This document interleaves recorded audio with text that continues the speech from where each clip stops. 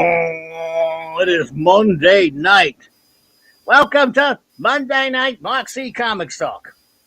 What's up, my friends? Good to see you. This is only a half hour earlier than usual, so maybe some other friends might roll in later. We have a classic, a Clobberin classic. I'll never get that right. I should have really thought that. Clobberin classic comic review for you here this evening on Clobberin Times. Issue number 331 on YouTube, 1031 overall, and it is Monday Night Mark C. Comics Talk. And I know our good old buddy Mark C. would have approved of this one. Welcome, everyone. Before we say a few hellos to our good friends who are in the chat already, I want to welcome my distinguished guest, of course, my chief engineer, Mark D. with AC. Thanks for being here, dude. Thank you. We're looking forward to this. One of my all-time favorite comic books, and it's going to be a fun night. Absolutely. Yep.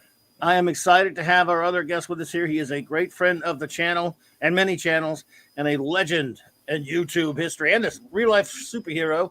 He is, of course, and not to mention a god, but hey, it's not as good as a superhero to me. He is, of course, a huge geek like the rest of us. So he's a big Wolverine fan, so I'm glad he is here with us tonight. Lord Dolph, what's up, brother? What's it to you, bub? Good to see you, bub. He is. Oh, I forgot to mention he's the best at what he does. Oh yeah. One of us was going to say. That's right, eh?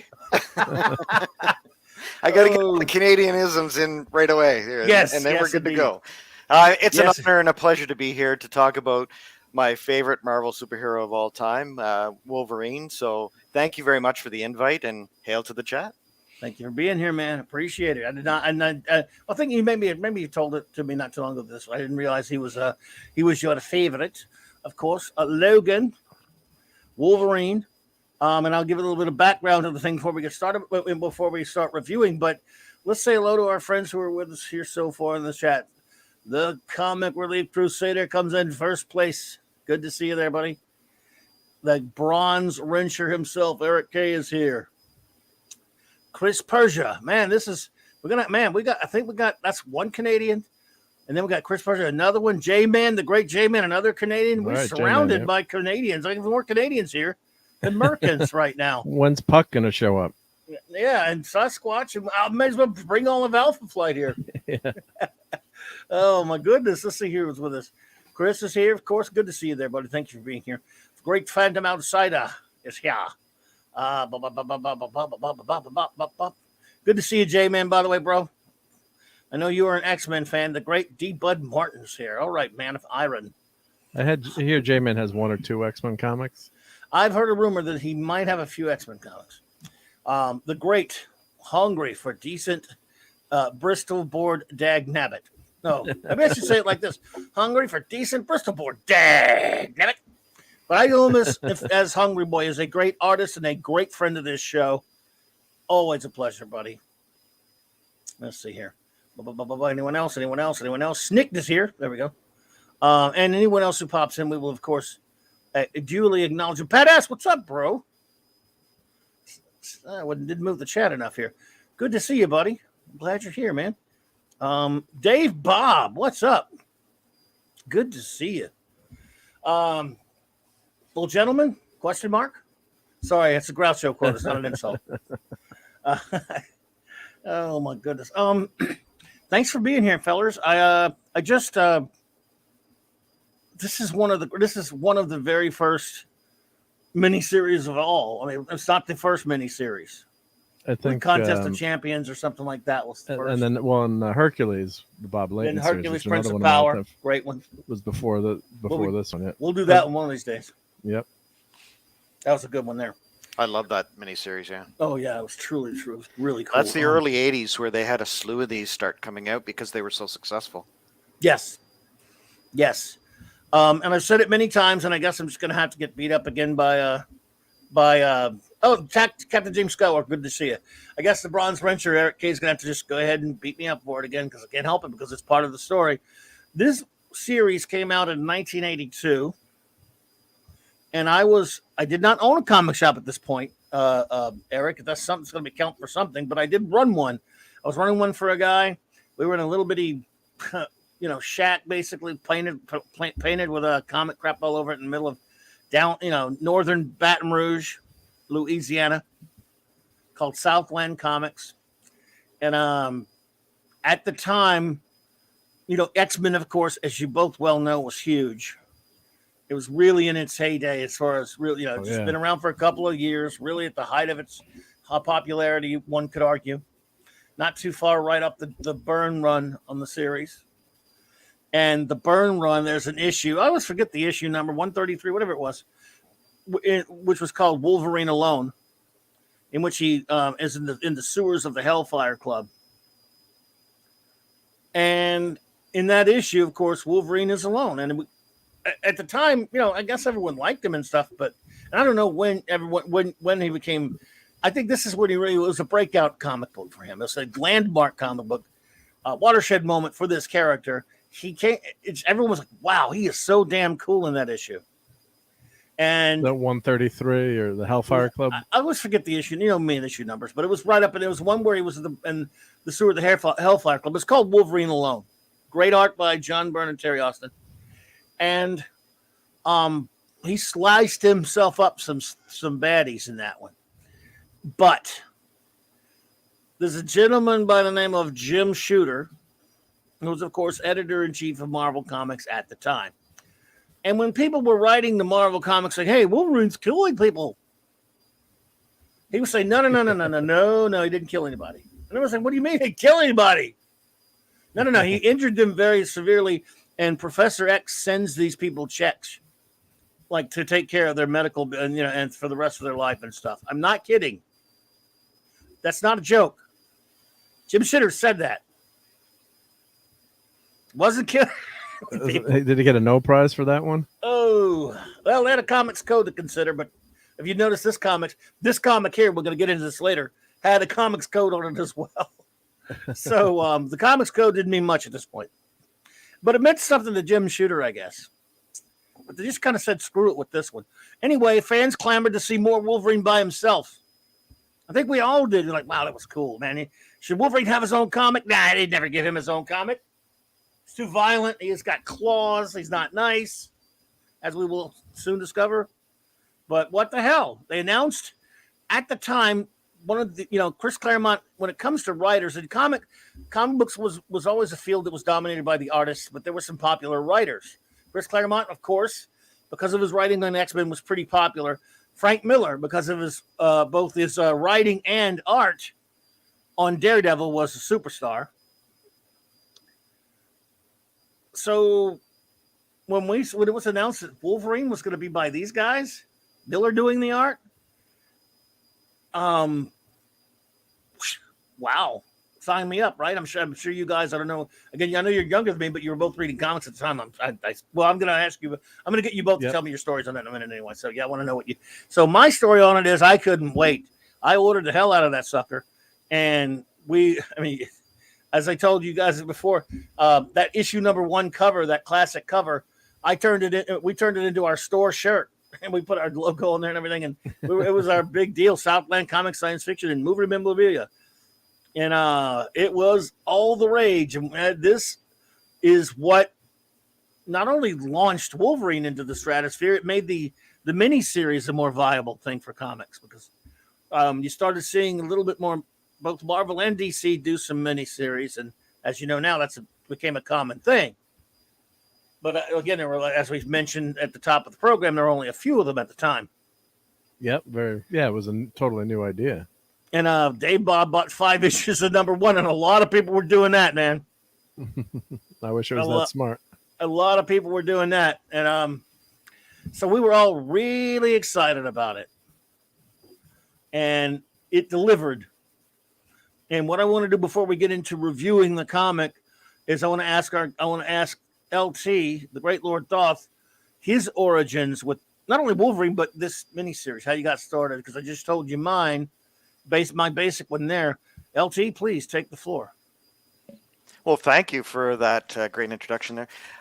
For me, the character was born out of Incredible Hulk 180, and I was a young man at the time, and I actually picked that up at the corner store, and my dad would take me in to pick up some comics every week. He'd go look at the magazines, and he'd say, okay, you can get one comic. And at the time, I wasn't a I wasn't really a Marvel fan. I was more a DC fan.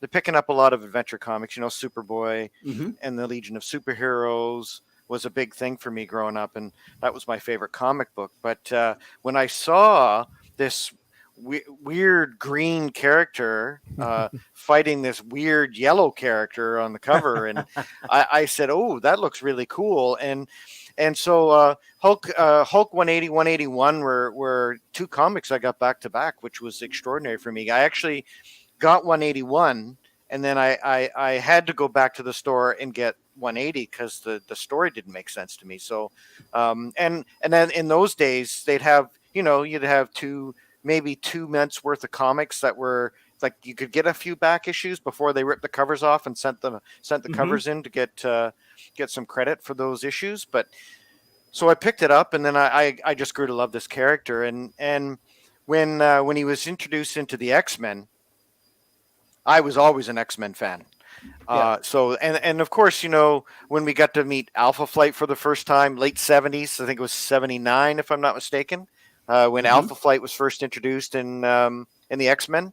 I was so happy because this was a Canadian superhero in a Canadian team. Now I know Logan really had more of a connection with Alpha Flight later, but it was the first appearances that really got me set on this character, and he became quickly my favorite character.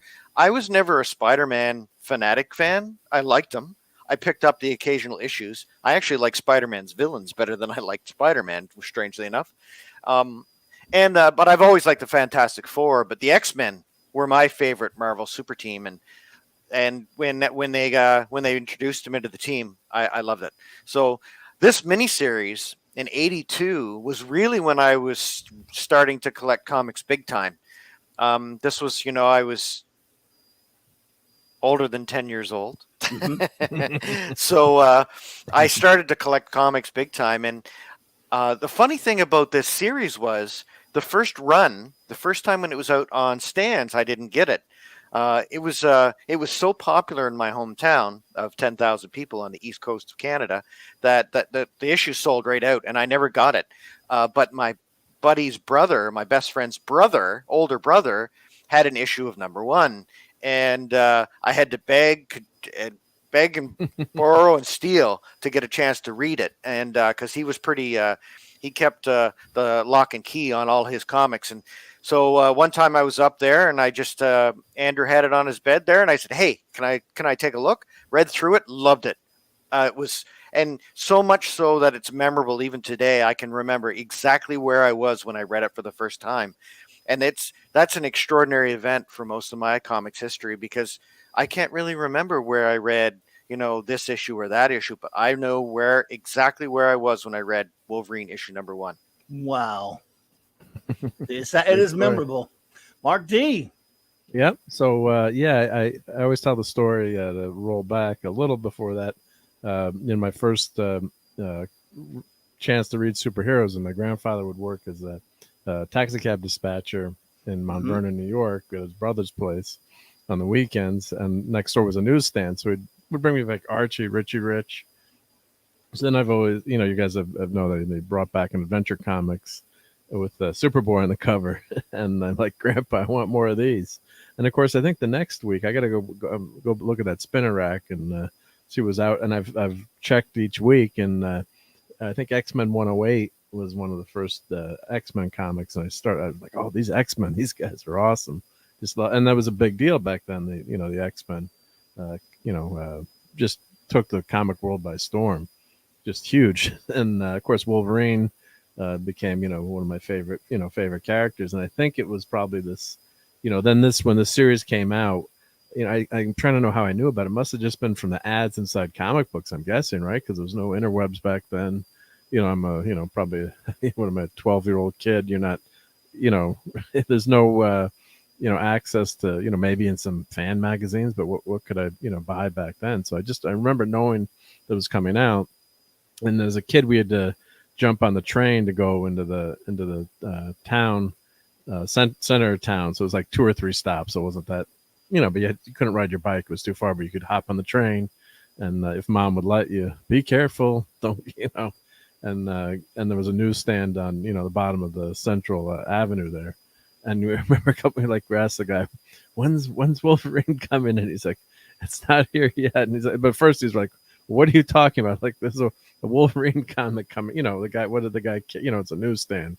They didn't really care that much. It's like, we'll come back next week, and then we finally had it. It was like getting gold in your hands to get that comic, because that cover, that you're showing there, that number one cover on the top left, come and get it, I'm gonna kick your ass cover, was just so, as you've talked about, it's just so iconic. And I remember, getting home and going to my room and reading that for the first time. And then as we get into the comic, we'll talk about it, but it starts right up, right away with phenomenal first, introductory scene, and the graphics / art.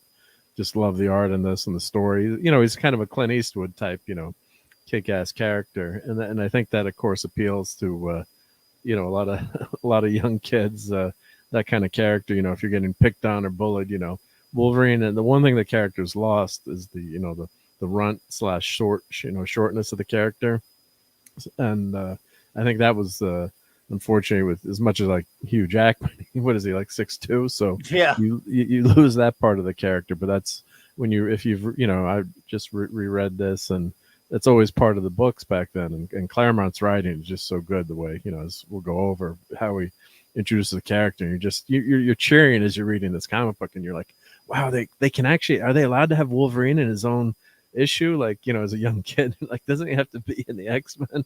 And that was a new, as we said, it was a new concept, but it was just that it was an event. It was a big deal, and they delivered too. So that was the fun part of it. And I have X-Men 180. I think we're talking after the show one night somewhere. I can't find it in my long boxes. I think it got misfiled, but and I told the story about 181. We had bought a stack of comics, or randomly we're going out in order, and one of my friends I got 180 and my friend got 181. And then years later, when he went off, got his first job, his mom threw away all his comics and baseball cards. So 181 bit the dust, unfortunately, which is tragic. And I often remind him, and he yells at his mom, so maybe I shouldn't remind him so much. But yeah, just really looking forward to this. This was God, this was fun. These comics, yeah. Such a fun comic. Basically, everyone. Did you put number one up here? 1, 4. Where are I don't see it. Maybe it's. Well, they should be in the 1, 2, 3. Oh, you're missing 4. Maybe I can add. I'm not seeing 1. You had 1, and now I don't see it. Oh, there's an arrow there. You can scroll left and right on the slides. See previous next. Hmm. You should slide be able to 4, add that. Slide 1. Oh, okay. Yeah. So there's. Hang on a second. Let me. So slide 4 is actually Wolverine number 1. Sorry. Oh, wow! I'm confused. When you move, because nope. Okay, that's slide 4. There's Wolverine number 1. Okay. There you go. And then slide 2. Okay, gotcha. Got it. Well, come and get it. Okay, everyone. Before we get into the meat of actually reviewing the story, I just want to, a tidbit of background on this. Louise Simonson and with Chris Claremont, when X-Men started getting really huge, they started wondering, what are some of the things we can do to, bring some of the other characters. What characters would you like to focus on? Which characters would be good to focus on? And they all mutually agreed on Wolverine. And Chris Claremont and Frank Miller were leaving. They were going to Mark Evaniers' house to attend a post San Diego Comic-Con party when they started talking about all the stuff they wanted to do in the character. And they said, basically agreed. They said, look, I don't want to do something where it's just punching and kicking. I can do that in my own comic. Let's do something where we explore the background of the character a little bit. And we explore, they're both very interested in Japan and its culture and things like that. They started to get together in a car ride. And so the story is very much both Claremont and Miller. But this comic, people always think Frank Miller, Wolverine, and they kind of leave Claremont out a little bit, but most of them will go, oh yeah, but Claremont. It's not only those two. There's a lot to contributed here by Joe Rubinstein, and it's wrong to call him an inker. Joe Rubinstein, they came up with this idea of Frank Miller said he wanted to meet the the Jack Kirby barrier. For those who don't know what that is, and there's a young Frank Miller and a Chris Claremont and a Louise Simonson there, way back in 1982. Wow. Yep. There's this thing called the Jack Kirby barrier, which Joseph Roosevelt scenes, and I've heard it described before. It basically means, can you draw a full comic book in 7 days the way Jack Kirby could and still make it look good? Well, the answer was sort of. They cheated because Miller wanted to take that challenge, but he was drawing Daredevil at the time, and there was no way he could do that and quote unquote finish it. So Joe Rubenstein in this case, because even though he says Joe Rubenstein finished the art, he's not credited as inker on these comics. He's credited as finisher, and he talked about how that's why the Wolverine comic looks very different from the Daredevil comic of the time, and. Rubenstein said, even though Dick Giordano trained both myself and Klaus Janson, the inker of Daredevil, he said, this looks very, very different because a lot of this art, in terms of, fleshing it out, finisher, is Joe Rubenstein. And so he deserves just as much credit as they do, and he doesn't get enough. So I just thought I would throw some out there. Yeah, it's important to mention. Yep. So, because that's unusual. As a kid, I'm like, well, what's a finisher? I don't know. Now, what's that inkers, mean? finishers, yeah. Thank you, J-Man. Take care, buddy. Take care, J-Man. Oh, later. So, this comic starts out, gentlemen, with it's iconic for a lot of reasons, and again, we're going to show, of course, the comic. It's not gigantic where we're blowing things up and showing the whole thing. Pretty much, we are, but we're not. You can't really read it there on the screen, but you get a feel for the art. This doesn't look anything like a Miller Janson piece. Because it's not. This is so much of this is Joe Rubenstein. I'm Wolverine. Well, I'll let you take it since he's your favorite character, LT. I'm Wolverine. I'm the best there is at what I do, but what I do best isn't very nice. How many people have just, as soon as they think of Wolverine, they say that? That's the line. That's the line, that's man. the money line. Yep. I even like it when he does it in the movie too. He just he sends shivers down my spine. Yes, indeed. And you knew you were in for something very special when we first got this comic. Looks like that. So it starts off with a bang too. So just he's chasing a bear, a very big bear. And again, it's interesting. Very unlike a Marvel comic. You think, is he chasing a supervillain? What the hell? He's even while he's talking to himself about this, you're going, he must be thinking of some monster or something. Yeah, that's what struck me about this first panel too, because it really sets up how incredible the character is. Because look at that wall that he's climbing, or the cliff. Shout out to the Mounties there too. Yeah. Oh yeah, you mentioned it, right? Yeah, it's going in the back. It's that looks like it's impossible to climb, and you're he's talking to himself here, but when he's describing his abilities and how he can trace what happened, but you think he's going after a person right now in the beginning. So this is a fantastic setup. It's just wonderful. It's just really simply Steve. Yeah. Well, and I want to again. I hear you, hungry boy. Look. Miller, I never was super, super big on his art. This is, look, almost 70% of the credit for this thing looking this good is Rubenstein. And Miller would admit it, he just did pencils, bare pencils. Look at even that one panel, look at the background. That's fantastic. And a lot of that minimalist stuff that Klaus Janson would have done, he would not have been able to do this. This is just extraordinary. One page. Miller is great with layouts and great with storytelling and with a cinematic feel. But this finishing, man, without Rubenstein, I just don't know if this thing would have the impact. Look at that. Just one. It sets up the story perfectly, and you think that, he's going after a guy here. And then look at that bear. I was thinking a monster. You don't know. Yeah, and just a bear. Look how scary that angle and the angle of attack. You picture him coming at you through the cave with that artwork. It's just great layout. It's like you think you're there in the cave of Wolverine. Yep. And then he almost feels sorry that he has to do this. He feels because he is an animal in some ways, as this miniseries explores, and he's even says it a couple of times. He's not really happy he has to do this, and there was an arrow in this thing because some doofus, some shithead, shot it, and that's kind of why it went wild and killed a lot of people. Yeah, so he poisoned. Yeah, the bear was poisoned by the arrow and drove him mad. And then, Yeah. of course, the bear goes berserk too, which Wolverine, that's when he goes into berserker mode.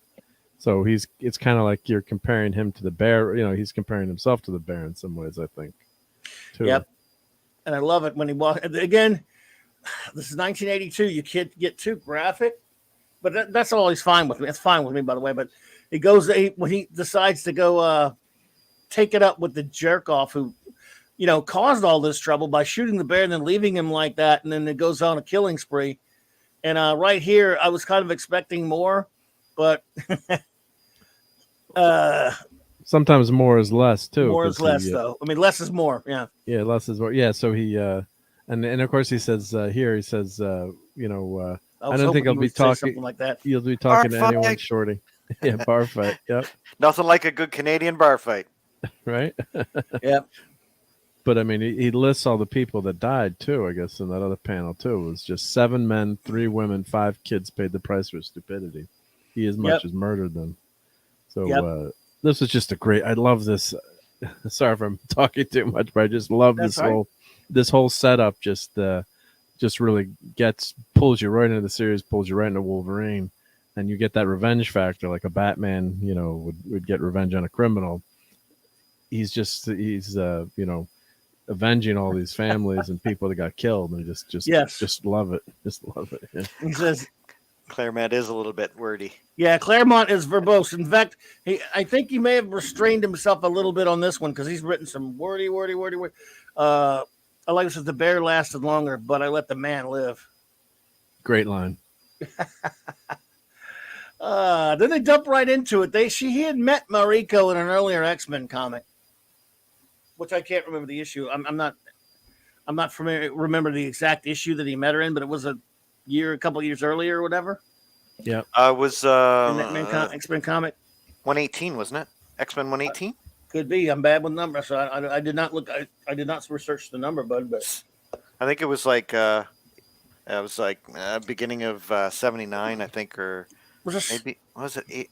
No, it was 79, I think. He went to Japan or something like that. Met Silver Samurai or one of those things. Yeah, probably. Yeah. So one of those trips to Japan. Yeah. He fell in love with her. That. Oh, sorry. I was just gonna say too. Look, it's black and white here. You're probably just gonna say it, but it looks like almost like a photograph or something that was sent. A postcard sent. Which is cool with that coloring. It kind of stands out. It's not a normal comic book panel, so I just noticed that too, reading it again.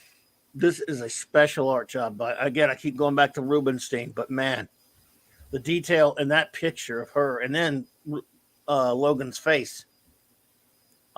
This is special kind of storytelling, and it is still a little wordy with Claremont, but nothing too crazy. 112 when X-Men went to Japan versus. There you go, Phantom Outsider. Thank you, Phantom. Yep. Then we move on to meet his buddy that he worked with. At this point, he had a past that was not really all that explored, I guess. LT, right? In terms of not really. It was pretty vague and open. Yeah, that's why this whole series was so amazing at the time. Yeah, because doesn't even know who his dad is in this in one of these lines coming up, I think. Or... He said something about his father. I was only reading it yesterday, and now I'm always forgetting that part. Yeah, I think he said he doesn't know who his parents are. It isn't, and it's this is an old friend he used to work with here. They don't say which organization though. Not really, do they? Think they do, but you kind of get the it's like a CIA type spy, Jack's mama. Hello, Jack's mama. What number did I say? I said 118, didn't I? You did. I did. Look at that. You did. Now Phantom Outsider saying 112. Best at what you do. But yeah, I know my X-Men. That's why. You do. Well, look, dude. I always trust you. I have X-Men 118. Good to see you, Jack's mama. I hope you're doing well, my dear. But yes, again, just top-notch art all through this thing, and because I love that he's got the costume. Now, all right? Are you more of a fan of that brown costume or the yellow one? Are you asking me? Yes, sir. I like the brown. I like the brown. Yeah. But I tell you what, it's pretty close because that yellow one is so classic. So I like him just And I like the black one, the new black one, the X-Force one too. That's pretty sharp. I mean, I guess really it depends on what you're going to be doing, right? If he's going to Canada, he probably wants the yellow one so he doesn't get shot like a bear. If he's out doing X-Men stuff, the brown one's probably working because it blends a little bit better into the shadows than the yellow. Yeah, it really depends. My statue, I have the big statue of Sideshow statue there. Well, I guess it's not Sideshow. It's I can't remember who did it, but anyway, it's the brown costume. Hungry Boy hates the brown costume. I don't hate it, but I'm partial to the ridiculous yellow costume for some reason. But the brown costume makes more sense to me. But they're both good, I think. But I think the brown's more practical and it is more kind of grew on you. But then, of course, if you're a fan of the X-Men in the '90s, then that's the costume everyone remembers from Saturday Morning. There, that's right, the yellow costume. So like, wait, then I had people telling me like, but Wolverine doesn't wear a brown costume, and I'm like, who has more comic books in their basement? Go away. Oh dear. I love these pages right here when the dogs, he scares them off, and he was glad because he really didn't want to kill any dogs. He'll kill dudes, but you don't want to have to kill no dogs. Yeah, he's an alpha in that situation. He's an alpha. Indeed. So he's trying to find Mariko. And he does. And sees that she's been abused by her piece of garbage husband. And he wants to go Wolverine on his ass. Yep. She must be really short because he's short. I mean, what's Wolverine's official height? 5'2"? 5'2", I think it is. 5'2", right? Wow, she's of course. So yeah. In this comic, there are times when he looks way too tall, but there was a lot of comics they do that. So I don't mind. Her first appearance, that was the one with Sunfire on the cover, 118. Of course, LT, you're right. Yeah, yeah, there you go. I do have. So I was in my brain. I'm like, that's the one with Sunfire, isn't it? Yep, I that's got one right in my head. Yeah, because they go looking for him. Because they need his help, and that's where he meets Mariko for the first time. Mm-hmm. There you go. And so he meets her. He finds Mariko, and she, of course, tells him to get lost because she's promised to this jerk face that she's married. This particular jerk face right here. And he wants to gut his ass, but she won't allow it. And, she's right, whatever. And then we meet Pappy. Shinjun. Yep. Meet the daddy. That's Lord Shinjun. Leader of Clan Yashida. I think that's a great part of the background. You're throwing in the criminal underworld part of Wolverine's kind of genesis into the 80s, because there's a whole bunch of stuff. I know earlier, who was it in the chat that mentioned where is it? Let me look it up here. Because he mentioned the old Marvel Comics Presents issues, I think, where he goes to Madripoor. Weapon X? Oh, no. Yeah. Who was it that mentioned it? Anyway, it was a great mention because we get to meet Patch, and we get to see how he just blends right into the criminal underworld, and we forget sometimes that Wolverine at this point in time is 100 years old. So even though he doesn't remember everything, a lot of it's instinctual, right? It's muscle memory. So he instinctually knows how to kind of blend into the criminal underworld. So and in this series, we get to see how he can even match wits with the Yashida clan and the whole criminal underworld that is the Japanese crime lords, right? And that's what's so cool about this, where he just walks right in there and he's looking up at this lord of one of the crime families, and that look on his face as he's giving him that look, when he wakes up, is just priceless. Yes. Oh god. Yeah. And then, by the way, we should. I'm too late now, probably, but just you all know, spoiler. We're spoiling the hell out of this thing. If you haven't read it. Yeah. It's only this year. This year, it's 40 years old. So. Yep. So if you haven't read it, but and just that. And then when I was reading this, I'm like, no one can beat Wolverine. He's the best at what he does. I'm like, what's going on? And I love this. these panels too, where Wolverine knows that he's trying to. I think it's maybe there's the next page, but he realizes he's actually trying to kill him, even though it's a wooden sword with the, the techniques and how he's going after the nerve clusters, and he realizes that he's actually trying to kill him here, not just embarrass him. This is where Miller kicks in. He's great at action. He's great at dynamism, storytelling, and you got combination Miller's ability to do action combined with Rubinstein's full finishing there. That's just really nice stuff. Yeah, look at but that. That's the hero's journey too. We get to see a great hero's journey because, yeah, he may be the best he is at what he does, but he isn't the best at everything. No. Even though he's got so much experience, he also has that berserker rage. And if you can get somebody off their game by making them get angry, that's how you beat them, right? And that's what happens here. And it's a great storyline because he gets his butt handed to him, even though we think, well, this is Wolverine, you right? think Wolverine, how dare them have Wolverine get his butt kicked? Yeah, that's what I was thinking as a kid. And that's just what's so awesome. It's not like he comes in where he's this perfect warrior all the time and he never loses, like a lot of characters in the MCU lately. This is a journey where he's bloodied and bruised and battered and gets his ass handed to him. And that's what I love about the story too. Absolutely. And he's also depowered in this too. He doesn't have that instantaneous healing factor. He's maybe not as strong, and although who he's up against, but is a formidable opponent, and he's still feeling the effects of being poisoned from the shurikens. Poisoned here. Yeah. But he's definitely depowered relative to today's standards. I would say. I don't know. Yeah, because he gets slammed around by the Hulk and shakes it off. But this time, they had to find a way to debilitate him a little bit. But it's J.D. Lewis, good to see you, buddy. Just great panels here. Just, minimus. I can see him swinging the sword there. It's just Yeah, I mean, he's just so great at action. Miller is really great at action. And here's again beautiful panel. I mean, I love the panel structure. A lot of that is definitely Miller, but Rubinstein just makes it work so well. So Jim Rubinstein is just one of the best of the inkers ever.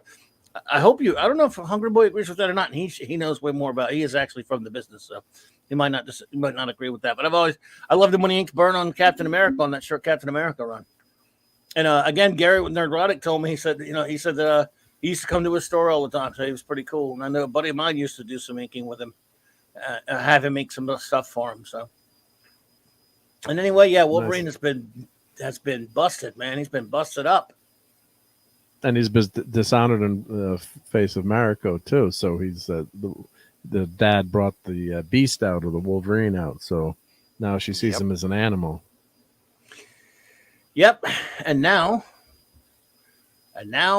Yuriko. Yeah. You couldn't do this character today. Best characters to be introduced into the Wolverine mythos. She's so awful. I love her. She is horrible, and she's hot, of course, but she's even with the short hair. I'm not a big short hair fan, but she's pretty. She's pretty a nasty rotten. piece of work. Yeah, she is. And it's perfect for him. What I love about it though, LT, is one thing they wouldn't do today that is in this story is she is in love with him and she wants him, and fails the Bechdel test from day one. Yeah, her whole motivation is her whole motivation is she wants him. Steve Mitchum, which I thought was hilarious. Yeah, I mean, she's got something. She's got the hots for Wolverine. That's all she cares about. She's this assassin, this badass who was with the Hand, right? And she just, I love too that he looks up and there's these daggers sticking out of these guys, and he's like, And again, and remember, this comic has the Comics Code Authority on it, and she's gutting guys she's gutting guys and she's stabbing them in the back. She literally murdered those suckers, but they get away with it because she's not really the good. Still, at the time, the Comics Code Authority was so lax. They still got on you for some stuff, but as long as you didn't have nudity, they were kind of lax on the violence. But, and it was something I wanted to point while I was reading it. I was noting, I'll get to that. I see some Jim Shooter influence on this thing. Of course, he was the boss. He was still going to make them behave a little bit. And all this stuff up in here on these first couple of pages where he's reintroducing himself in issue 2, like he did in the first issue, they do it in the beginning of every issue. That's Jim Shooter 101. Because he thinks and this is not, he said this stuff. He thought comic book readers were stupid in every issue. You needed a couple of pages of exposition. Yes. Recap exposition. But it doesn't hurt the comic. I just noted it because Jim Shooter. Well, it's something like this. You were definitely getting the next issue, but sometimes it wasn't so bad when in circulation. You could have only saw the first issue or second or third issue first. If you didn't go to a comic shop. Yeah, and it was tough to get, depending on where you lived. Like I said, it wasn't easy for me to get comics. And was my mom going to drive me to, 15 minutes away to get comics? What are you, crazy? I mean, no way, J.D. Lewis says something interesting about Miller. I consider this to be the final example of classic Frank Miller before he became an expressionist auteur, beginning with Ronin. I hear you there. I have a lot of things to say about Ronin, and I agree with you on Ronin. The thing is, most of this art's Joe Rubenstein. He did the layouts on it, just like he was still doing Daredevil at the time. And but I'm as far as art is concerned, I am with you there, J.D. Lewis. Thank you. So anyway, continue, man. I'm sorry. No, but oh god, that page. This page that's right one here. Of the best. That's probably the best in the whole series. I love that page. And this is a time jump, by the way. Yep. But you're right. This right here is. Oh my goodness, I love that. That's one of the greatest splash pages in history. As we mentioned, everyone, Miller decided to take what they call the Kirby challenge, or the Kirby. What they call it? It was called the Kirby barrier, which was he wanted to prove he can draw properly a comic book in 7 days and make it look good like Jack Kirby could. But as we all know, he had to have Joe Rubenstein finish it, so he cheated. But anyway, this. Oh god, that's so good. Rubenstein did a good job on this one. This is almost all Miller right here, or at least in terms of the dynamism of it. That's one of the great. I mentioned Kirby. That's very Kirby. 2 pages, dude. That is very Kirby. Almost no text. I think the hand's going to need more men. Trouble is they didn't come alone. Yep. Yeah, that's right. But I love how the little. So you have the white background, which really emphasizes all the shattered glass. You have the colors of the hand assassins, right? The red and the crimson and the black, and then you've got Wolverine jumping out, and just it's a great two pager. The perspective is great because the perspective's great. You're close up to the archers from the bottom right. You're drawn up, looking where he's looking, right into Wolverine, and that sword is pointing you right towards Wolverine. So that whole arc, that whole line, is drawing you right up to that panel, right across. So it's following. I do photography, so the rule of thirds, or just oh god, it's such a great panel, and then the details in the background, exactly what LT said. Yeah, it's white, so you see the contrast there, and I guess we have to mention the Wolverine movie, which kind of tried to do this. So, and did they try some to of do the this? things I like, I never watched it. Some of the things they screwed up, like the intro. I wanted the bear scene. I'm like, you've got it written for you perfectly, right? Like just copied exactly. They changed it up. I'm like, why did you do that? It was just so gorgeous the way it was. They kind of did. I don't know if you felt the same way, LT, but I did, yeah. But you know what? I think it ages a lot better than I thought it would, because I remember watching it for the first time and having serious issues with it. But I think it ages a little bit better. We're talking about the Wolverine, right? We're talking about watched that one. Where he went to Japan. I never watched it. Yep. Yeah. It's basically this story, but with without the they have, was it Silver Samurai in the end, or in a robot suit of armor. So instead of they messed that, they should have just copied the storyline exactly. My only quibble with that Hungry Boy is that Jack still did way better than Frank did, though. I mean, yes, he had inkers, but Frank needed Rubenstein to finish his stuff. So I think Jack was the fastest ever, and he made it look good too. Even though, yes, he had inkers, but he needed inkers because he was doing 20 different comics. Anyway, go ahead. I'm sorry, Milty. No, that's good. No, I think the movie they changed a lot of things they really didn't need to. They didn't need to have this, Japanese soldier that he rescues after Hiroshima and Nagasaki, right? They didn't have to introduce that at all. They could have just gone with this storyline and pretty much taken it from the pages and thrown it right in the movies. But you know what they do? They try to make it their own and have their own touch on these movies, and that's why they're failing. Because comic book fans, keep it simple. Stupid is perfect. You take the story, you've got it written for you. Just translate that into the big screen. If you want to add some flowery words and some kissy here and there, whatever, that's cool for the girls.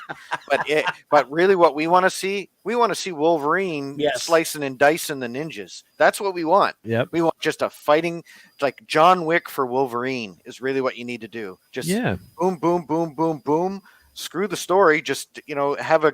Well, I mean, you're going to need a story, but you don't need to add all these weird adamantium soldiers who have special powers that can. You don't need all that stuff, right? I love this page, by the way. Yeah, that's a good one.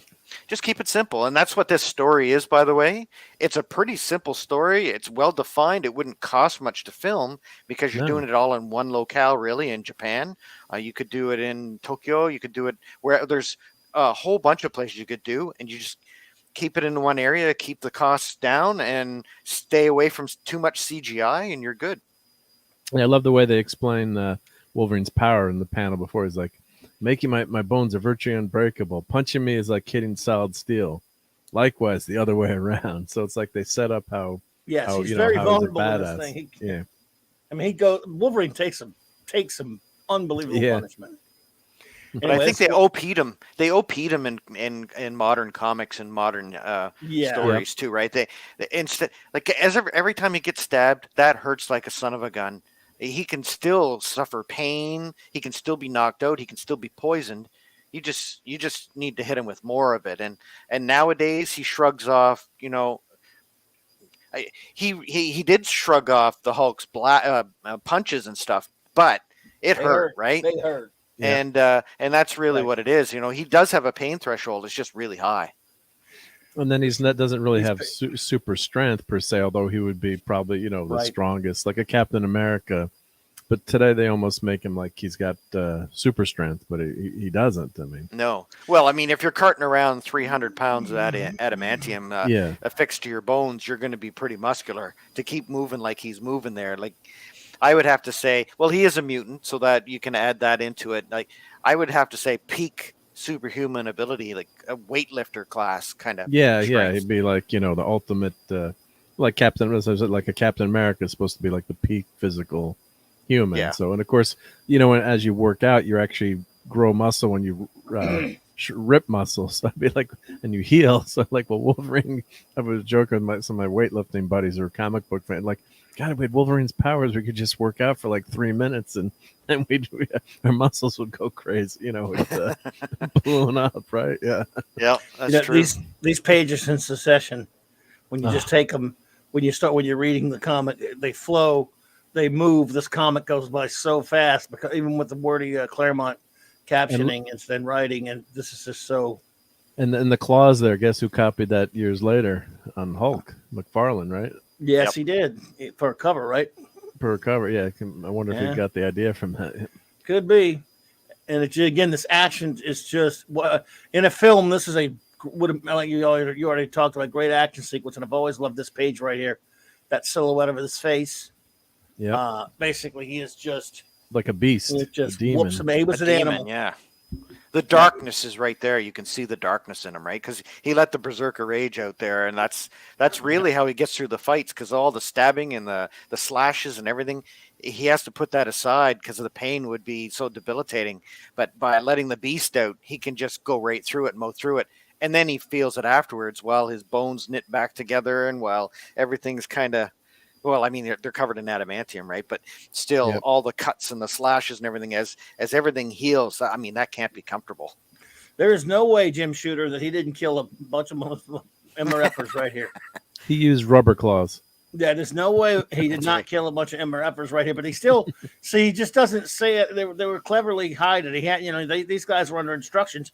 You can't make it where you could prove that he killed anybody. Where she can do it all day long. And like this, I'm the best. When I was what he did for Canadian intelligence, and he says, I forgot how much he missed it. He missed doing this stuff. He loves it. he loves doing this stuff, and well, just this is a great page right here. Again, cannot say enough about the back, the detail work and the backgrounds and stuff by Rubenstein on that the top perspective too. You're looking down from the ceiling, and Wolverine's just does he have a cigar? Well, I don't know a cigar there, but he's just There he does. Well, right there, we're smoking something. Well, and then the very top panel, and then he's like he doesn't have any wounds. They're just scars now. So they're speaking Japanese and all lovey-dovey and stuff. Wolverine said, may as well. But of course, he's still in love with Mariko, and she's not happy about it. Yep, the other woman. I'm sure his Japanese is with a very distinct Canadian accent. Well, actually, the father said his accent was perfect. He couldn't tell. Yeah, that's true. Yeah. Right. Yep. Yes, he didn't kill him. It's like the old Western, just not a bullet. It's he just nicked him. Chris Berger says the greatest quote, which explains who he feels pain. I guess how he feels pain was post-fatal attraction. Jubilee sees him pop his bone claws. She asks, "What is he doing?" He answers, keeping the line open. Jubilee asks, "Doesn't it hurt?" To which he replies, "Every time." They put that in the first movie too. I remember that too. Yeah. What's the name? In that case, it was somebody asked him. And Chris, that's a great line. Yeah. Yeah. Good call out. Yeah, because and then when he had the bone claws, you were like, "What the heck?" Then you're talking about Friends. With Magneto ripped the adamantium out of him, and we used to have debates like. We're like, well, Wolverine had bone, people were like, he had bone. I'm like, no, he's got metal claws. And of course, I think in the first issues, weren't they just gauntlets that he put on, or they weren't, they retconned it. I think they weren't part of his body, those initial 180, 181 appearances. But it's just such a great idea. You've read that more than me. So I haven't read that in a long time. Is that true? Yeah, I think that's what the original plan was. The very first one? But they kind of hand-waved it. They hand waved it away because this was just cooler. Yeah, way cooler. And then that whole idea of claws that bone claws that then you find out years later had the adamantium laced to him. It's just so he had his whole he lived. Well, I guess at this point he didn't remember having the bone claws, right? Or I guess with this point in his history. Yeah, and it's just it's such a great classic. Well, not really power, but ability. But considering, if you look at your hand, you considering where those three claws comes out, and if you ever been in a fight and you've gone fist to fist and you hit somebody in the face, say for example, and that the pain that shoots up that part of your hand just from the impact is just incredible. Can you imagine if there are three blades that shoot out of your forehands like that? How much pain that would cause? I mean, they're in excruciating. Yeah, forearms. Yep. So he moves on. It'd be like you broke your hand every single time those claws would shoot out there, right? It'd be just unbelievable agony. Indeed. So Shinjin is not happy with Yukio. And because now she's gone all Google. Again, this is what I'm saying. Back now, test out the window.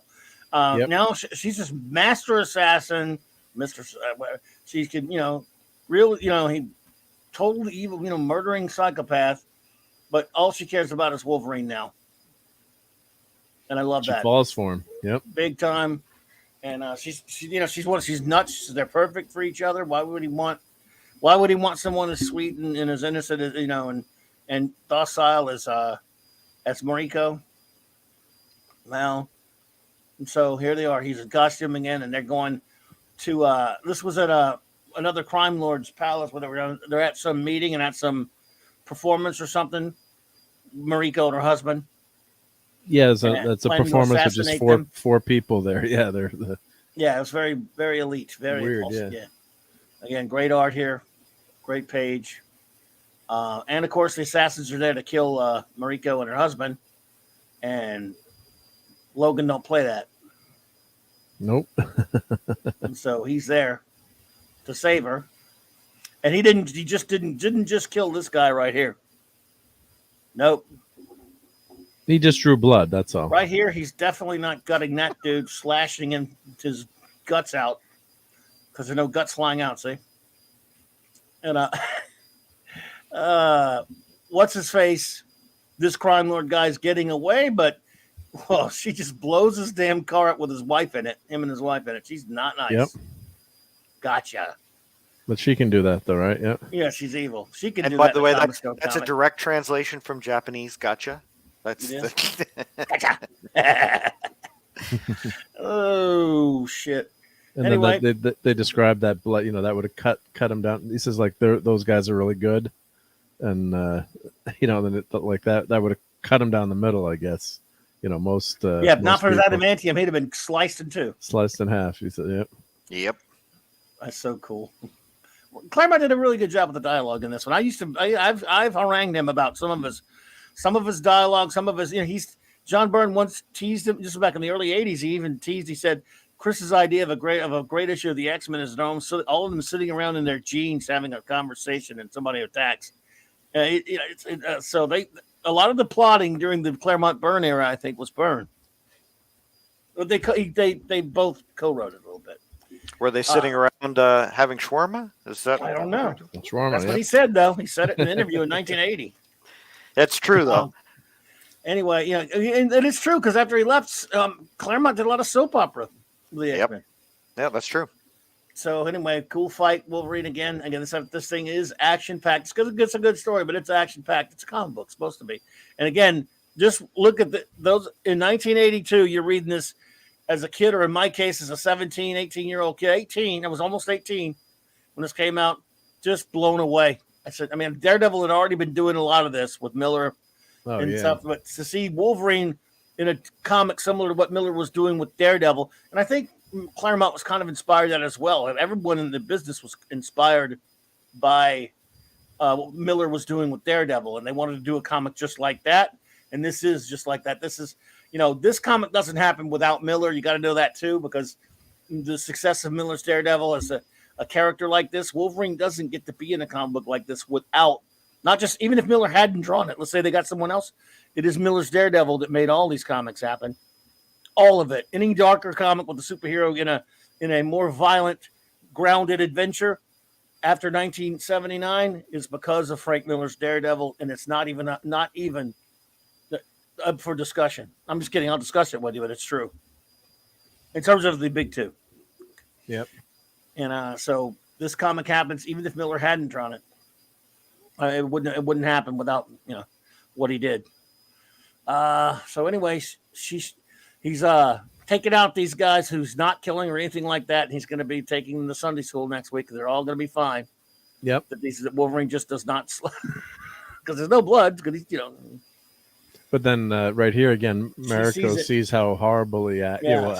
We as a kid reading this, I'm cheering for him. I think, oh, what a great hero he is, and of course the writers know what the carnage is here too. So I think these guys are going to be back in a few days as a 10-year-old kid. But no, he's they're down for the count, and then that's where the brilliance of this artwork and these layouts, and you see the horror in our eyes of, I can't believe what he just did. The Berserker came out, and if you saw someone that you loved doing something like this, granted it's Protector, but the savagery, I guess, and the brutality with these claws and this is a turning point for the story too, because he realizes that she has decided he's just too much of an animal and a savage, and he's going to give up on her, and who is pretty happy about that, right? Yep. Gotcha, Logan-san, my beloved Wolverine. Gotcha. Yeah. So she's she knows she's got her hooks into him now. Do you have 4? Or 3? Yep, that's 3. Yep. Oh, do you have 4 though, or no? Yeah. Oh, yeah, I do have 4. Yep. Okay, cool. We can just lift.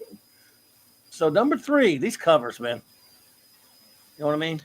Well, they're pretty nondescript, right? You've got the title. And then you've got the color, you've got green, blue, red, and the black one. Because we know this is kind of like the Miller. Empire Strikes Back of the series, right? It's like, this is the darkness hits here. And that's what this is so, that cover is just so great. It's not my favorite of the 4, but it just tells you exactly what you're in for. it is reminiscent also of the kind of covers he was doing on Daredevil at the time. Okay. Yes. I just didn't know if you'd forgotten. I'm just gonna. We don't need it yet, but I thanks. just, yeah, just put it. Yeah, just put it up. Yep. Thank you, bro. Yep. So now he's just screw it. I'm not even gonna try anymore. I'm just gonna go out and have fun. And this is actually, you say, like you say, it is. He's kind of down, but it is kind. This is a fun issue too because. Yep. Hey, Dad, man. Yep. Good to see you there, buddy. This time, Of course, he should have gone to a wrestling place like in Stripes, but Yeah. mud wrestling. But no, just kidding. Well, this is where he's so angry. He He's is. angry. He's upset. And that's why he goes to do this, to take out his frustrations. I'm Wolverine. I'm Wolverine. I'm the best there is at what I do. I used to be a secret agent. I used to be a hero. Now I'm a drunk. And that's interesting And too, loving because every minute of it. yep, that he can get drunk in these. So you say that he's depowered. You know, I shouldn't say he's depowered, but he's. Today I almost make it out like he can't get drunk at all. So, And there was some great scenes, though, in the 80s when he and Kurt used to be able to sit around, Nightcrawler, I'm talking about, and Yeah. they used to be able to sit around, have some brews, and just, mano a mano, just talk about stuff and unload, because they both had interesting backgrounds, and yet they were best friends. And that's what I used to like about some of those classic issues. And that's why I think that, they OP'd him in recent history, where because in these issues he could get poisoned, he could get drunk. I mean, it would take a lot still, but it still allowed him limitations. Agreed. They didn't make him this invincible Superman. Yes, because Captain America can't get drunk, but Wolverine can get drunk. Yeah. But now he I guess he can probably get high too. I don't know.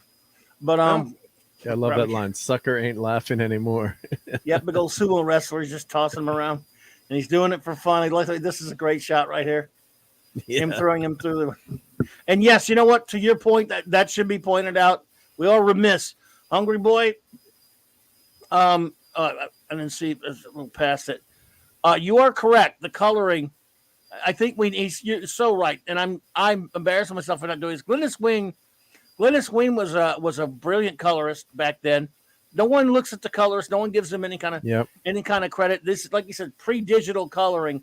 Coloring in comics was a big deal back then, and you needed very talented one.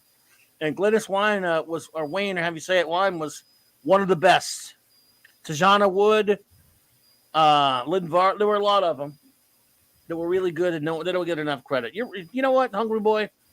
Good on you, man. Thank you a lot. Because you're from the industry. And the colorist, screw this digital coloring crap. This was really fine work by Glynis Wine. Yeah, it's not overdone. It's not everything's not perfect. I don't know how to describe it, but I mean, you could be. I prefer the old school. Touch this comic book. You there's some good stuff, but by and far, it's the old school way of doing it seems to be. Yep.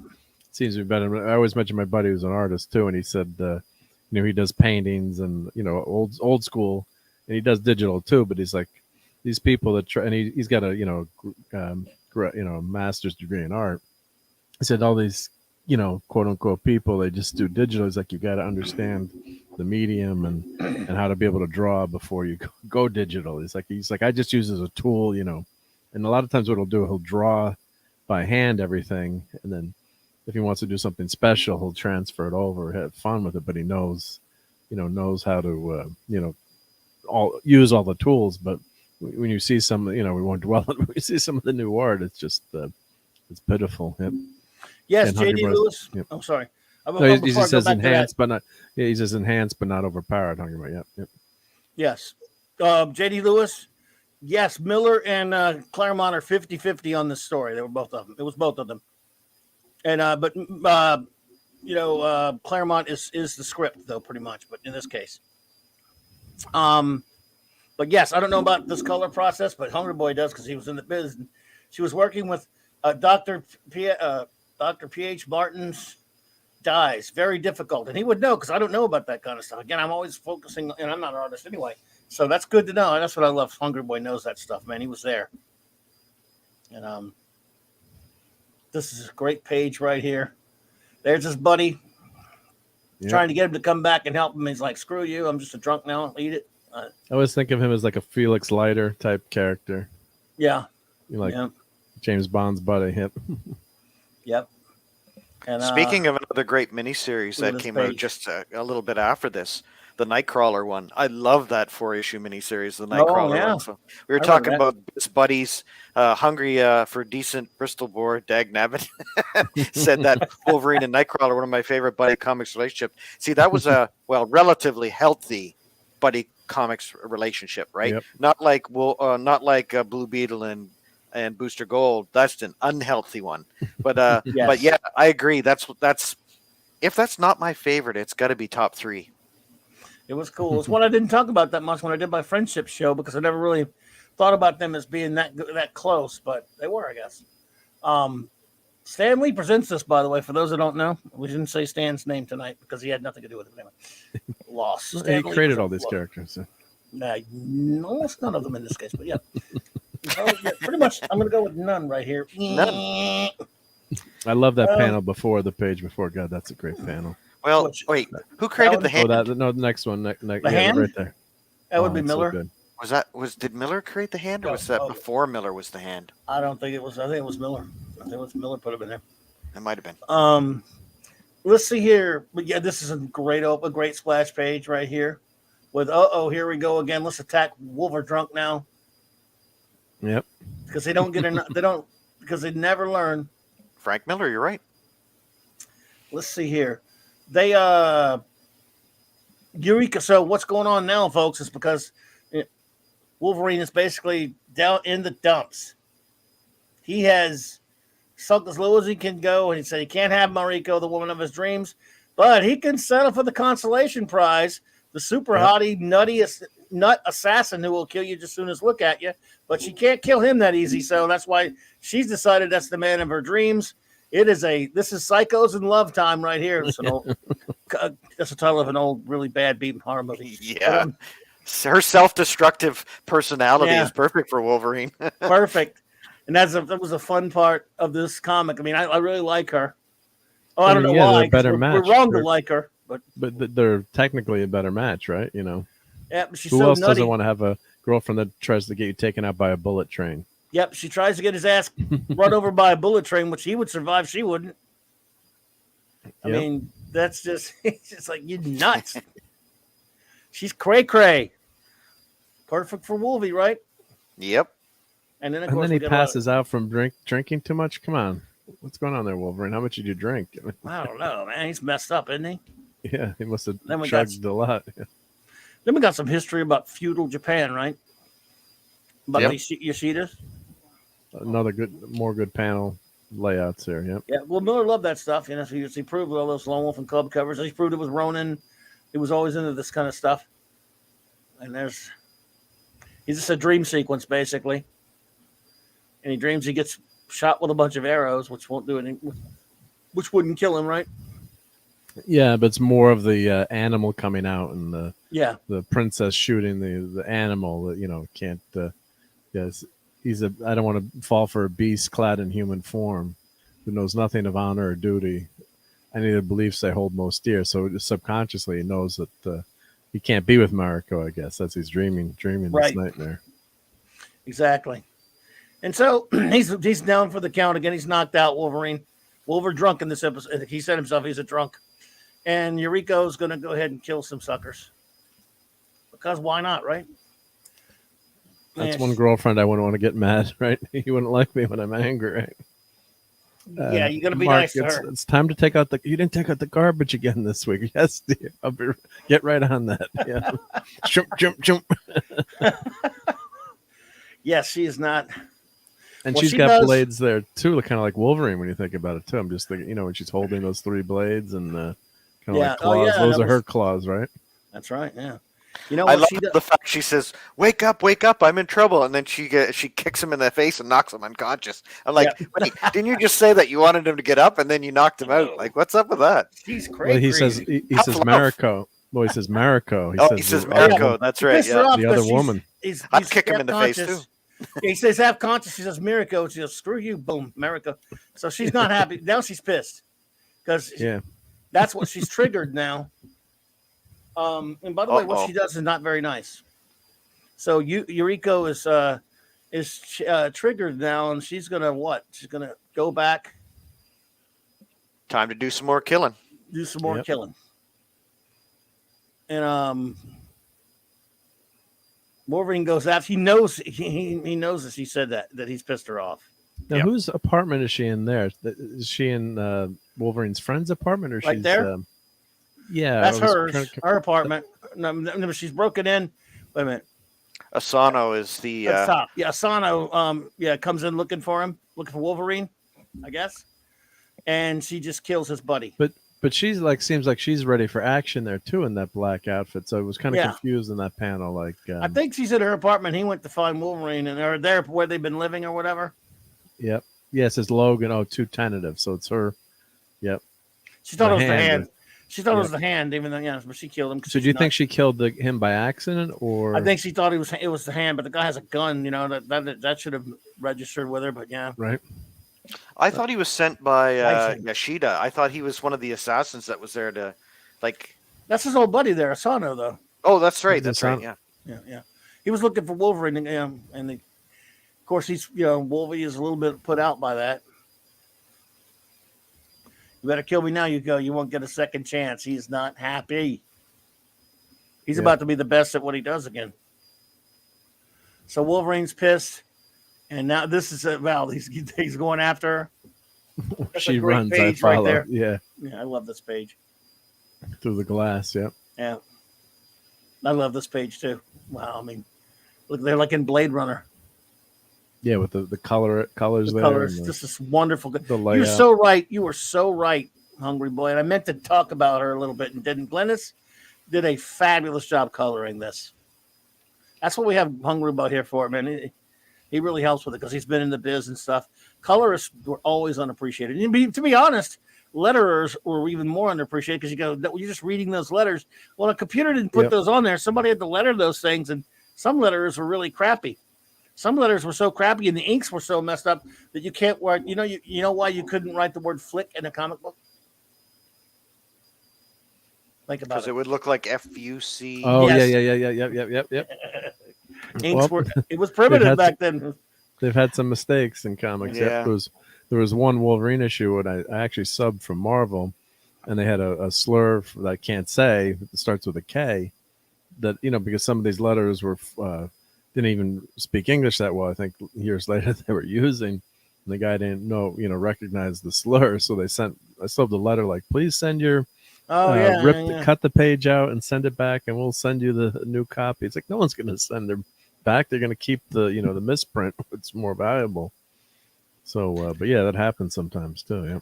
But That's I like good- the colors. I like the colors there because that's really It's gorgeous. So it tells me that they're on the rooftops. They're in the city. You've got the reds and the blues and the bright lights. But I mean, it's everything is surrounded in darkness. But we see here that their shapes are in darkness. The buildings are in darkness because of all the street lights and all the building lights and those big signs with the and it's obviously an Asian city because we see that in the second panel. Like it's such a great because it really pulls you into the gorgeous. story. Because then you can imagine it, right? That's what I love about these classic comic books is, they tell a good story, except for the wordy thought balloons and stuff. But if you don't get drawn in too much of that, you just look at the art and the story. The colors are really what makes it, glow. Yes. Snit. There's a great page right here again. Yep. Let's see. Here we go.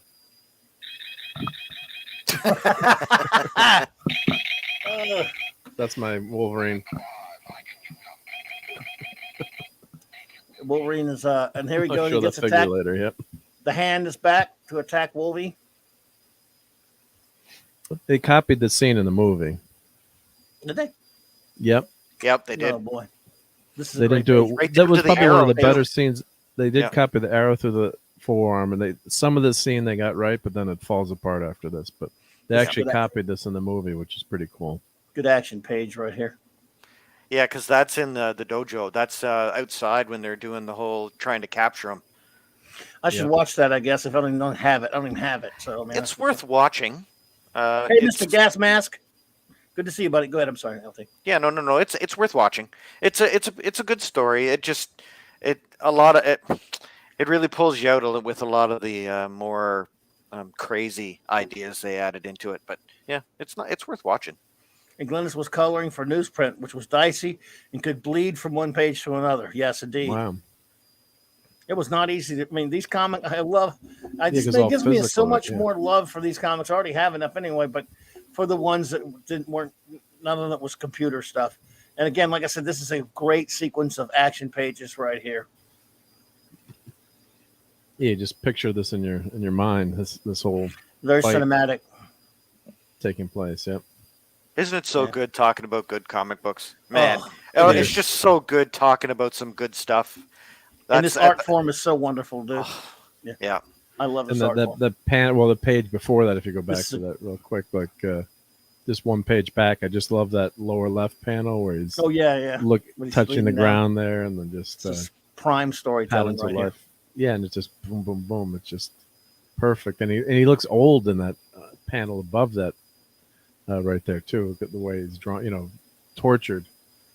So it's just so Great. well done. Great storytelling. This is a phenomenal half of the page right here of his face. Yeah, Rubenstein outdoes himself on this one. Yeah. I mean, just terrific. And even the next panel, it's Yeah. just he's I mean, a man. Yeah, this I'm is where as the a- story flips. Yep.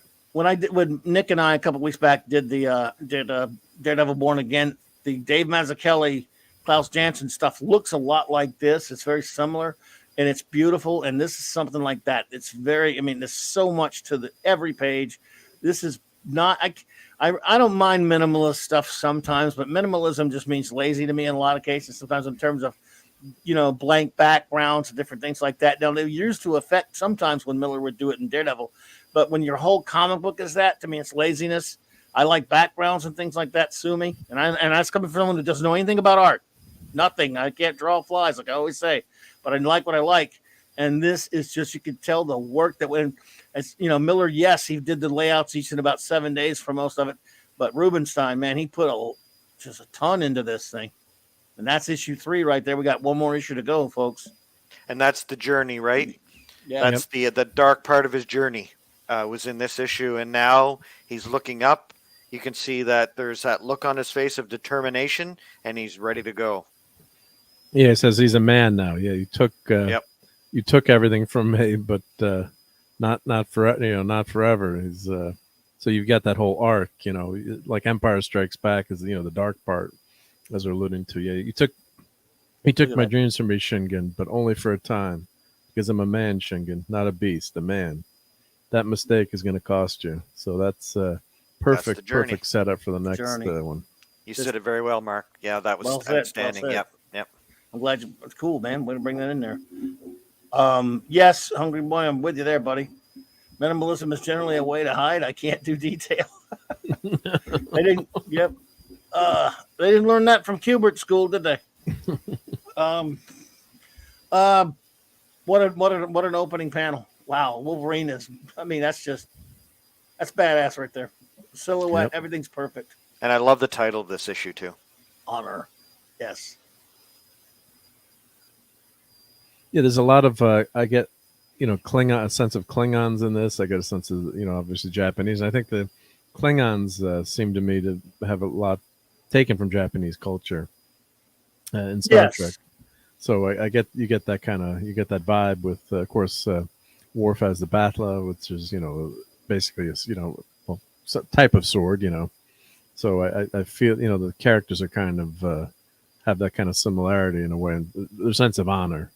Yeah, they almost follow Bushido in a lot of ways, because they, and we saw a lot of what it meant to be a Ronin, right? In the Klingon culture, and that's what happened with Worf when they turned his back when he got discombobulated, right? And he suffered that whole dishonor, and he became a Ronin on his own. He couldn't be a samurai, like a warrior from the warrior class in the Klingon Empire. Excellent analogy. I like that. Andy Masterson, good to see you there, buddy. And don't feel bad, buddy. I was 18 when it came in. I was 18 when it came out, so don't feel bad, man. Don't feel it. Yep, we right off. He look at I love the second panel with the claws. Snick. Yep. That is so cool. Sorry. I had that Wolverine figure, and then my kids would just push that button over and over and over, but play with that figure. Yeah, he's in a serious mood. Our Wolvie. He's a little cranky right now, Yep. and he's going after this clown. But the writing also shows you exactly that this guy is running desperately. Wolverine, he's got the shadows and he's chasing him down. That's great. And Yeah. then where do we go next? To Shinjin Yoshida. Summon the Yoshida, hand. I underestimated him. Yep. the skinny kingpin. Skinny. Basically, right? Yep. Yeah. For a rematch. Look at all these. Look at all these weapons. Wolverine I with his love that crossbow. panel. I love that crossbow. And I love the way they separate into panels, even though it's one Yes. picture, but it's just that's a cool technique to just. That's an separate Eisner it. tech. That is classic Eisner. The panels, you draw on one, but you draw one pic, then separate it into panels to get a cinematic, like it's film. Yep. It's been used a lot. Gibbons used it beautifully in Watchmen, in my opinion, and real Eisner. Miller's learned how to use it a lot. Yeah, it's just again the structure and the panel arrangement. This is, look, I'm saying a lot about Rubenstein, and I'm loving him, but Miller's layouts combined with his make this a masterpiece of comic book art, in my opinion. And then this panel on the lower right evokes the cover too. That's the cover, getting close to that cover there, which is nice too. You actually get to see something that happens in the comic book on the cover. All right, Dad, man, take it easy, brother. Take care, Dad, man. I know he's Yeah, traveling, got a lot of work this week, so Wolverine. no late night Fortnite, I guess. Yep. It's just funny. He's got freaking arrows. He's got the crossbow thing. He's got a knife, and yet he's got his damn claws. I mean, he's bladed up, dude. Yeah. Looks like a K-bar. Yeah. God, this is K-bar so knife. beautiful page right here. More great use of shadow and color. And it's really hard to do in a comic using shadows and darkness, right? Using blacks especially back then, yeah. Oh, it's so hard to convey what's going on when you do that. But if you do it just right, like that, we know exactly what's happening there, right? Yeah. This page right here, especially that first panel, was absolutely gorgeous. Yeah, unbelievable stuff. Yuriko, sorry. So there's these guys that get hands just needs to quit. And don't they spontaneously combust when they die? Yes. In these Wolverine mentions that too. Right? Yeah. No, I mean they disintegrate, don't they? Disintegrate, yeah. I think disintegrate. If I remember right. Yeah, even you are no match for the immortal hand.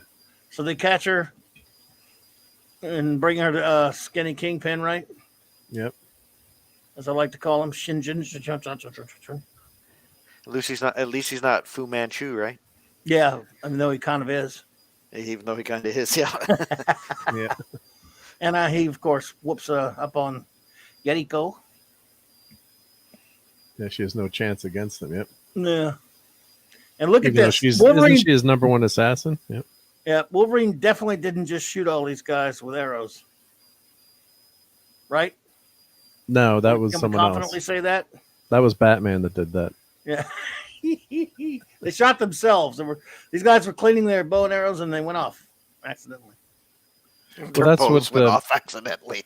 I know you don't like the Logan movie that much, Clobberin times, but not really. That's why I love that first scene where he's changing his car has a flat, and then the guys come to try to carjack Wolverine, and it's a brutal scene, and he cuts off some limbs, and but that's what you see in a Wolverine comic book or a movie if it was quote unquote realistic. Now, not that we want to get that all the time, but and this is a kind of a way to do it too, I think, where you're not glorifying the violence or showing everything, but I did like that scene at Logan, like, oh, finally we get to see him kick ass, because you've got this guy that's got these claws at the end of his hands and never can really use them, or in the comics he always uses them on someone who he can't hurt per se, or unfortunately uses them on Ben Grimm and chops half his face off.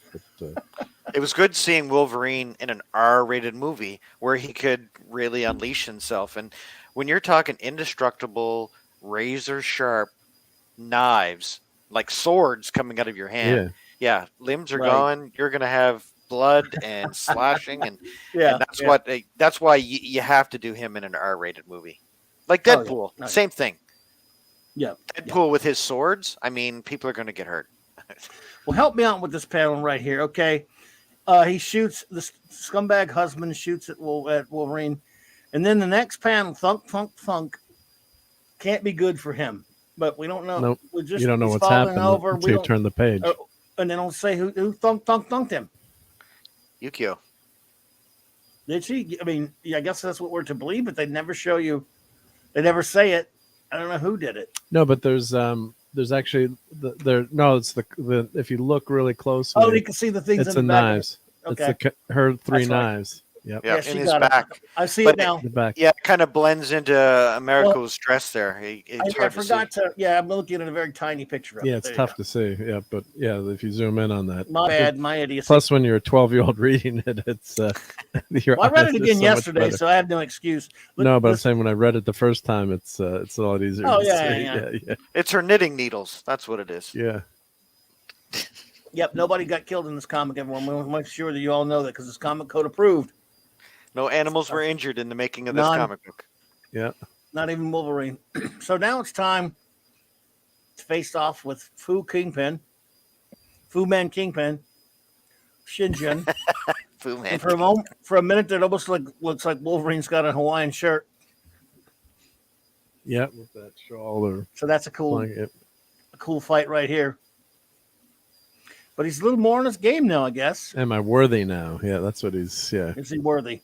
Ouch. Yeah, that remains Ouch, to be Aruski. seen. Yes, great fight scene. So we need some sound effects, of course. And that's Go the ahead. Clan Yoshida honor sword too, right? That's Yes. that's a very special sword. Yes. Yeah. Was the that honor 2,000 sword. years old? The sword they said, or Yep. something.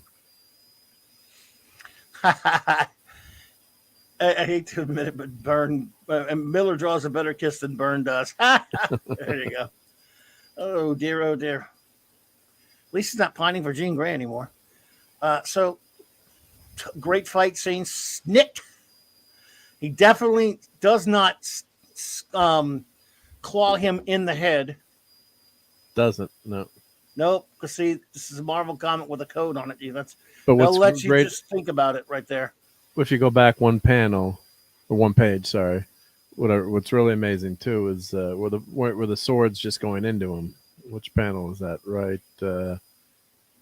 Where is it? Or one page back, but it's okay. But just like you One can page see back? one page back where the forearm, yeah, that one. The forearm. Where, Yeah. look, right he's into it. taking he's actually beaten, right? When you think about it, if it was a regular, Yeah, sword it fight. should have been over right there. Yeah. Yeah, If he didn't have the adamantium, yeah, he's dead. adamantium. Yep. So he's a dead man, right? Yep. And that guy's dumb to fight to do with adamantium. So Yeah. I mean, should have done, but then he beat him one time, so he's arrogant. But he didn't know he was going to get snicked right in his freaking head. Because look where Wolverine in the second to last panel. Look where his snick. Sorry. For those who don't know, we'll get Mark to show you what that is in a minute. So look where his hand is, and look where the guy's head is. So that didn't happen at all. Yep. The next panel, you just okay. Oh, I think he's going to need a doctor. I think he's in a doctor. Yeah. I think this guy's a little bit out now. All right. She is the one I love. Call Dr. Quinn, medicine woman. And then everything kind of Mariko just takes over down to their stupid father's dead. And I am worthy. And she honors him by bestowing upon him the honor sword of Clan Yoshida. That's right. And then what happens? And then there's the wedding. That wedding issue. Yeah. Yep. That's a great end too, right? Because then you end at a high point here, right? And you see, the X-Men that you love, and you got Colossus and Cyclops and Kitty, Storm and Kurt, and you just, it brings you up. Like I always mention, like the end of the Batman '89 movie, where it ends with him overlooking Gotham and the American flag flowing, and even though the story was depressing or sad up to that point, then that ends just on a great note. You just love this, And then the Emperor of Japan requests the pleasure of her company at the wedding of Lady Mariko and Clan Nishida to Logan. You don't even know his last name at this point, which is great, which I love. All the mystery about Wolverine. You really don't. He's forgotten his past. He doesn't know his past. So I think at this time he's just. I guess he knows his existence just from Weapon X saga. As he wakes up, I guess with the adamantium. But in recent years, I think they've given you. You find out he's James Howlett. You find out it was, his parents, his dad. I'd rather just not know that. I think it's better. The mystery is better. You don't really need it, and this plays off on it too. He says, he doesn't know his past, that he's not worthy. And then finally, he gets through this whole arc where he is worthy, and then you've got the Emperor of Japan inviting, everyone to his wedding. So, what spoilers? Epilogue. They don't get married.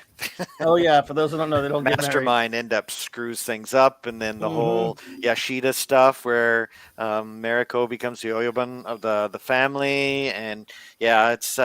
But you're right, Mark. I loved how you put that, because you said, you know what, this is all filled with hope. They're all smiling, like saying, "Oh my Lord, who would have ever?" ever married Logan, right? Everybody's like, what? Yeah.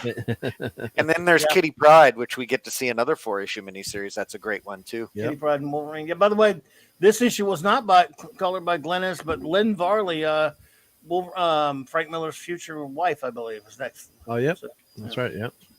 Chris Persia. How'd she get that job? Chris Persia says, Clobby, Wolverine didn't kill Shinjan. He merely shaved his eyebrows off to help him start his new life as a kabuki actor. Well, that was damn nice of him. Damn decent. I said, "Oh, jolly damn decent of you, Wolverine. What a sporting bloke you are after all the times I tried to kill you. What a good bloke. He's not the best. Logan's the best he is at what he does, but shaving eyebrows isn't one of them." Well, it's very difficult to get eyebrow shavers back then. Now it's more common, but it's a great point, Chris Persia. Yeah, because you can buy them on Amazon now, but they didn't have it back then. Yeah. Oh yeah. What a great miniseries! Great comic.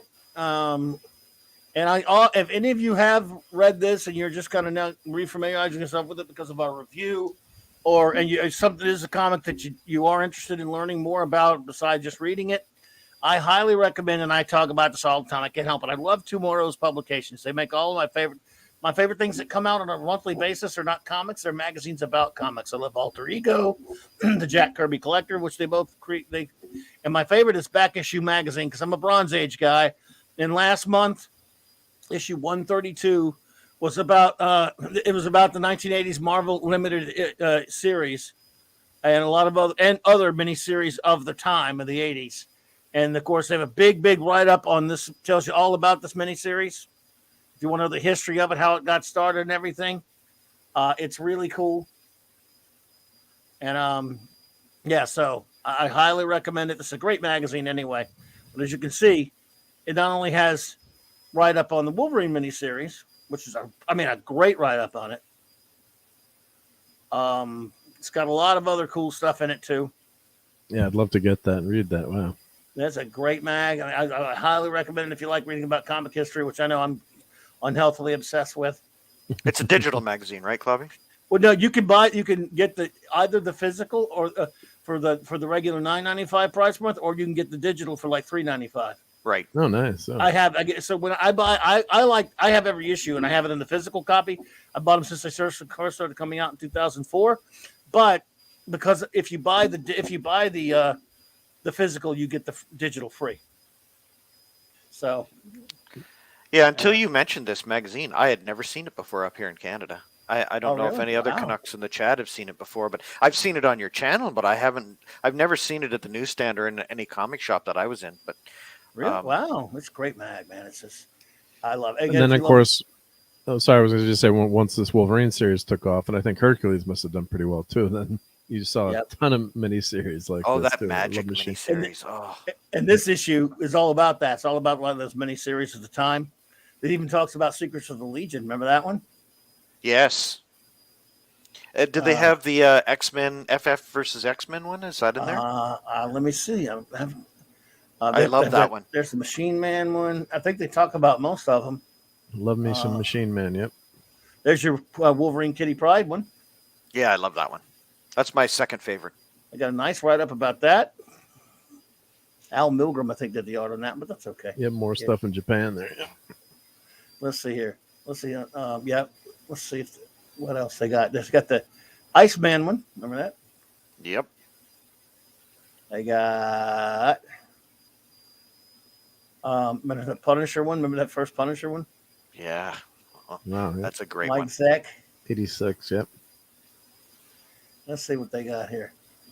They got weird ones. Oh, There's look at that. Yep, there you Jefferson go. Yep. one there, yeah. There you Yep, go. yep. Yeah. I was looking for a Wolverine trade today. I couldn't find it, but I had that X-Men Fantastic Four one. Found a bunch of my trades, but not that one. Yeah, so they do have a big write up about that one. And remember this one here? Remember this Nick Fury one here? The prestige format, and the guy, the real Nick Fury. Steranko, yep, with real deal Nick Fury. And Some cool covers on that one. And I love the limited series too because they this before all this crossover nonsense. And I've got that one. And, I've got the Black Panther one. And it's before they did the bazillion crossovers that they would do, like if they wanted to tell a separate story, just do a limited series. And normally it was 4 issues, sometimes there were 3, and I think didn't Vision and Wanda do a 12 issue? Didn't one of those series go to 12? But most of the time it was 4 issues, yes, so you knew you were in it for 4. Was it 12? Yeah, it might have been. I don't know if it was 12. I'm trying to think. Or 8 or 12, or in my garbage 6. memory. But was it 6? It might have been one 6. of them was pretty long. One of them was longer, I thought, but could be.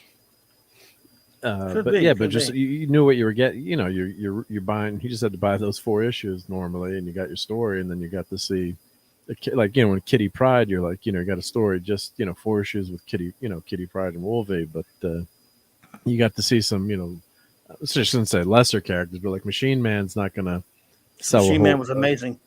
Sell a whole tip, although he did have a solo comic and that great art though. This Machine Man one. That's an awesome by series, Barry Windsor Smith. Yep. Yeah. But back in the day too, I think with Marvel, of course, they keep rolling out number 1s in DC. I think Marvel's a little bit more guilty on the number 1s, but not by much. All right, Steve Bitcham, take it easy, brother. Oh, you're right, Mark. And as soon as I looked it up here, what's that? As soon as I looked it up, I recognized the covers. The Vision and the Scarlet Witch. So there was 2, right? They did the first volume, and then volume 2 was 12 issues. Oh, right. Okay. Oh, okay. Hey, I got one right. Good memory. He's got a good memory. He doesn't want to admit it, but yeah. I knew it was longer than 4, but I didn't know it was 12. I had forgotten that. You liked this Magic one, did you? I love that Magic one. Chris Claremont. I think John Buscema or somebody did those. Tom Palmer. Belasco, too. They made him an actual credible villain in that instead of a joke. Yeah, I remember this Falcon miniseries. I think Paul Smith did this one. Paul Smith did the Falcon miniseries. Let's see. So, yeah, there was a lot of cool stuff. Oh, great magazine. I love this mag, dude. I mean, it's awesome, man. What's it called again? It's called, yeah, right. You're kidding, right? I am kidding, yeah. I can't remember already. Yeah. Back issue. And I have every back issue in every issue. 132 of them. Hello there, Nerdporio Live. Warm welcome. Good to see you, my friend. Hey, Nerdporio. So, man, I tell you what. Yeah, good to see you. So, what do you think, you guys? We had a pretty deep dive review of this, if I do say so ourselves. Yeah, I got a couple of things to show. We got some show and tell if you guys want to hang for a little extra innings here for some a little extra content from the great Mark D with the C. You have some Wolverine show and tell for us. Yep, and before we do that, I figured I'd call up the Spinner Rack, right? Because you're the Spinner Rack guy. So check out what came out it came out in June, which now I'm remembering as a kid. It was summertime when this came out. June. Yep. Because the publication date never tied up with and June was my birth. You could blow that shit up if you want to. June, yep, I'm gonna blow that up. So June was my birthday. So probably it was summertime. So these are the comics that came out that month. Yep. So Hercules number 1, I guess, is just before Wolverine number 1 here. This is they may come out the same week if I remember. Yes. Moon Knight was at the time. Here, I'll pull it up as well so I can look at it while we're both. Yep. Okay. Yep. Because But this is this just is the members of badass. this. I love this site. So we got Hercules. This is one of my all-time favorite series. We got my beloved Micronauts here, which I bought. We got Thor, and then we got Wolverine here, and we got Great Avengers. I'm trying to pick up Rom. I'm trying to remember what I bought back then. Marvel Fanfare. I have this Defenders issue. I have that Epic magazine too. Those Epic illustrated magazines. I love those. Here, if you want, I will. Yep. I'll And do then one more. And look what also came out this month, Clobberin Times. We got The Thing versus Jocasta, and then we get the most incredible Marvel 2-in-1 annual, which we covered, number 7 that same month. This way. Yeah, you do it. Yep. Let's see here. Can you see it? Not yet. Huh? Oh, there we go. Yep. Is that bigger? Okay. Can you see that? Okay. Yep, I can see it. Yep, looking good. Okay. Yep.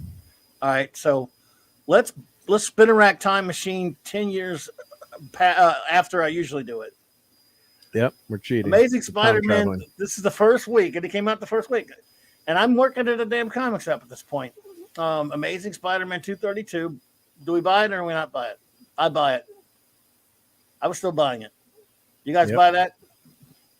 I bought that probably. LT, you bought that, of course. I don't know if you bought Spidey. You weren't a Spidey guy, were you?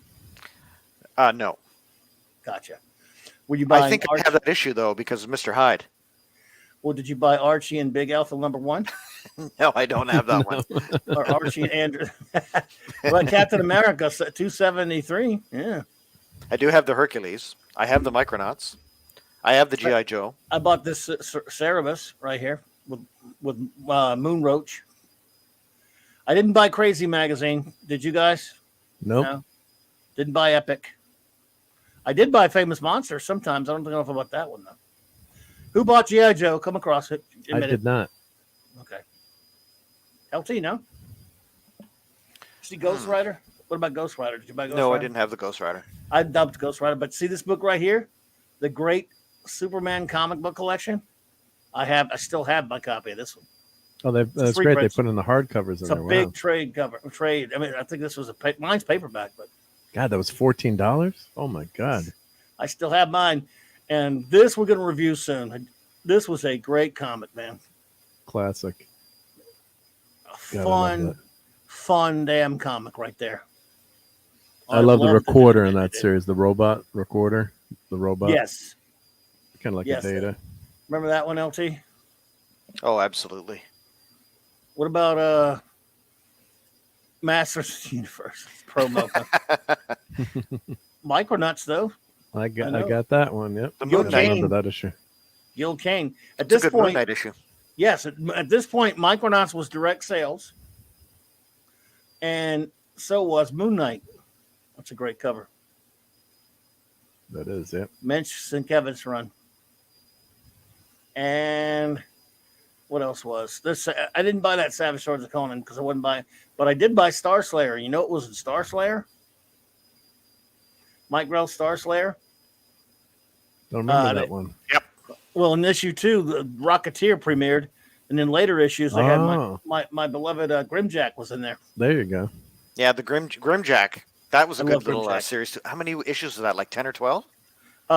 Well, Grimjack lasted for in the 70-something issues when it had its own title. It was in the back of Star Slayer first. But I didn't like it after Timothy Truman and Timothy Truman died, and they killed the original Grimjack and reincarnated him as Joe. I like John Gaunt Grimjack. I didn't like Joe Twilly Grimjack. A buddy of mine who was a fan used to fight about that one all the time. He liked them both.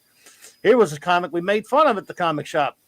Team America, not puppets, by the way. Yeah, that's a stick.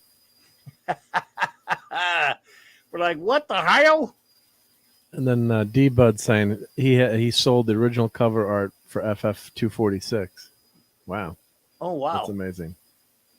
Thor 323. This is about you realize this is this is about 17, like 18, maybe 16 or so issues, maybe 15 or so issues away from the beginning of Simonson. So it's still a long way out from Simonson right there. And then you got our big Wolverine there. Yep. And I treasure my DC Digest collection. I have this one. Do you remember when they did this? They reprinted all the Legion stories in there. This is the first time they reprinted the early ones. You ever see these digests? I have them all. Cool, me too. Every issue it started at $4.91 right here. This was the first one because This is the first one. Yep. Adventure Comics have been going along since the 30s, and it was normal comic size. And then its last after this for about up to issue 501, it was digest size, all reprints, including starting Legion from the beginning. On 96 pages, 95 cents. What a bargain! Tiny, and it was a tiny little digest, perfect for reading in the library where you have to take your pants off to do some stuff. They were perfect to read in the bathroom, and I used to love those. I used to have a stack of them. Yep, I love them though. So this Wolverine comic came out. It came out June 1st, 1982, folks. Oh, that's a great Firestorm issue too. Oh yeah. Pat Broderick was on Firestorm at this point. Number 4, The Fury of Firestorm. His first series went like 5 issues a few years, like 1978, and didn't make it. And they brought it back, and I like this book. Justice League was in a bad shape at this time, though. Wow, they had some crappy artists. Let me see who drew the. Jeez, Carmen Infantino. Whoa, not in Carmen's heyday either, folks. Sorry. So anyway, those are some of the comics that came out the first week. That's a special edition of 10 years after Spinning Rack Time Machine. Thanks to Mark's great idea. It wasn't my idea. He's the one. Yeah, but then if you keep scrolling down, you'll see. I was just showing the Marvel ones, but you'll see. The Thing that we've got one of our all-time favorite comics. Which one? Keep scrolling down. So we got. Imagine how good this month was for comics. Look at Marvel Fanfare number 4. Greatness. I'm sorry. Yeah, almost. Oh, remember that Avengers? That's a classic cover. That's a classic cover. Yep. Yeah, love that. Let's see here. Jonah Hex. Gotta love Jonah Hex. Great comic. Oh, the Flash. That was when Dr. Fate was in it, wasn't it? When he was in the. Oh yeah, good call. That was when Giffen. I think Keith Giffen did it when he was actually doing good art on that. Backup for Dr. Fate. Let's see here. Was it Giffen? Let me see. I think so. Yep. Mark. Yeah, Giffen, Mousted Ink. That was a great, beautifully drawn comic. Now the inside of the Flash story wasn't so good. The Gorilla Grodd. Yeah. But I loved the Dr. Fate stuff. I was a huge Dr. Fate fan, and I was like, I can get the Flash and Dr. Fate at the same time. It was awesome. Oh yeah, it was incredible. It was a great story too. That Dr. Fate storyline.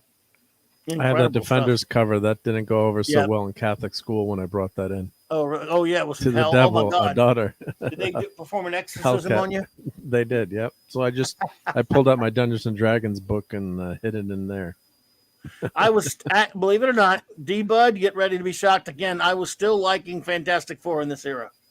I was not yet sick of John Byrne's FF. I was really liking it at this point. It was a little bit after this that I started getting pissed off. So yeah, that was. I love those issues. Yeah. Iron Man. Let's see, Master Kung Fu when it counted. Those weird Ed Hannigan covers of they did crazy covers. Ed Hannigan covers were always weird. Look at that. No, this is a weird cover. And that's nowhere near as weird as his other ones.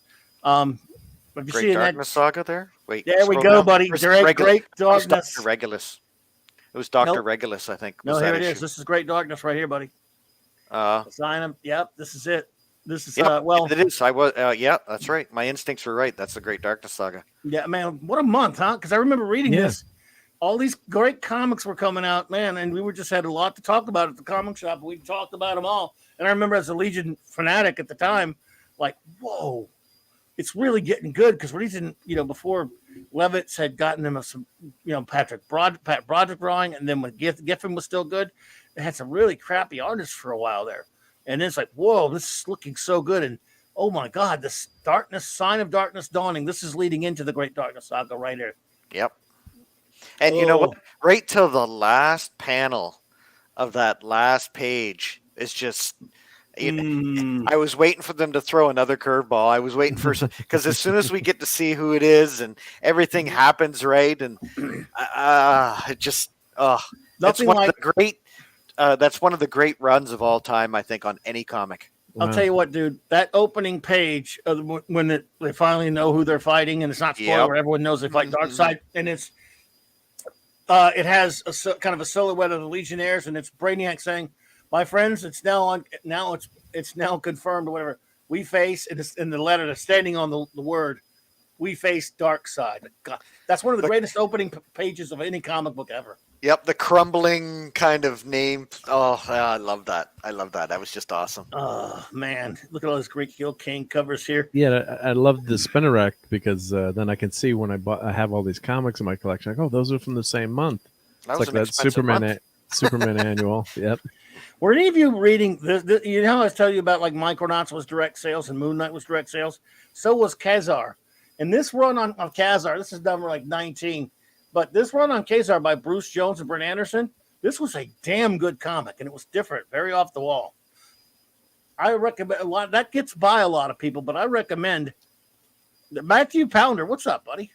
Sorry, I've been not seeing the chat much, but my eyes are on this page to do this here, so I apologize, everyone. I never read that Kazar run, actually. Damn good, man. Or Kazar, however you want to say it. It's really good. It was surprising. And after the first few issues, it went direct sales because people thought it was a little bit kind of closer to, older readers type stuff. And it was so good. I loved it, man. I thought best I ever used that character, at least for a good while anyway. There's look in the thick of the Miller Daredevil run. Look at that white cover. And then Byrne ripped him off and did it with Snowblind, right? You know what? This makes me really sad. What? I'm looking at the comics there for that month. Oh, it's and so just sad. the unbelievable, outstanding issues. I couldn't. I'd have to have a top 25. You can't even pick top 5 here because I think this is one of the best months. I was buying a lot of comics, dude. Ever. Man, So I think this has got 3 of my most favorite issues of all time. Somebody in the chat said it was their golden age was 82, and J.D. Lewis, and you know what? Yeah. You are absolutely right. That was a golden age of comic books. This was, I do believe, the month I was going to see Wrath the Content Times at the theater with Tron a bunch of times and buying these comics. Name me a better time in life. Yeah, right. Yeah. Sorry, I was overstating that a little bit, guys, but yeah, well, guys, I'm recognizing all trouble. these comics that I have now, and I'm I've in got trouble. that Spider-Man coming up. Of course, the best time was meeting my wife, obviously, but other than that, this was a pretty good month. So you know something, Mark? Richie Rich. you just inspired me, dude. Now I'm going to just start doing a segment, pick out certain months of comics, use this page, and just talk about the books that came out that month. Good ones, of course. That's a really good idea. That's going to be like a special Mark C comic thing once a month or something. That's a good idea. Yeah. And I'll get anybody who wants to come on and talk about it. But as you may not know, LT, just a month or two ago, Mark D and I reviewed this classic. Yeah, that was a great stream, guys. Oh, thanks. Thank you. Yeah, really great comic. Mark makes these streams work because he comes up with you got all the pictures and stuff. So he's the best. Oh, at Atari this. Force. He's the best at what he does. Atari Force. Wow. I have that whole series, man. That was classic. 2 issues of And Amazing Spider-Man. Conan was this month too. What was the Green Lantern that month, guys? Look, 2 issues of Amazing Spider-Man came out this month. Yeah. What was the Green Lantern one there? Did you see it? I missed it. Let me see. Where? Up. Is it alphabetical? Are we slipping into the next month though? Or this is publication No. by publication date. So each week. No, this is all June of 1982. You can filter it. I'll show you. See, that's a great Green Lantern cover by Gil Kane. Oh, there it is, right there, 156. Yeah. What you can do, LT, if you ever needed to know, what you can do, folks, is go to the newsstand, go to Mike's Amazing World, so you can go to the newsstand feature, and I do like show all publishers. Then I put on sale in. Then I go June, and on sale which month, and you put 1982. Then I put sort by publication date. You can do alphabetical, but so in other words, that way when I do my spinner rack time machine, I know which came out that each week, more or less. You hit filter, and boom, there you go. Or you could just pick a publisher like Marvel or DC. No, but that's not that wouldn't do me any good for the videos I'm doing. No. Yeah, but if you're just trying to look for like a Green Lantern or something, you could say. Oh yeah. You can do more detailed searches, but for the newsstand, you can do that on the rest of the site anyway. But for the newsstand thing, I like it this way to see when they came out, shit like that. And if you look at this, for example, it shows you. You can click on it, or you can just run your mouse over it. It says Marvel Team Up 121, date September 1982, on sale June 15, 1982. I got a buddy of mine using this to get every single comic that came out the month he was born, and it was February. I think it was February of 1968, and that's not cheap. He's got most of it though. Maybe I'll just do the ones on the day that I was born in '68. A little Try cheaper. that. It'll be a little easier. Look at Star Wars. Yep. Look at Luke. Like this is after. I think this is even after Jedi. No, it's before Jedi, and after Empire. That's right. This is before Jedi. Holy shit. So, yeah, look at all this cool stuff, though, man. Look, God. ElfQuest for you ElfQuest fans. Even that's out there. Remember World's Finest was still going. Atari Force. Yep. Let's see.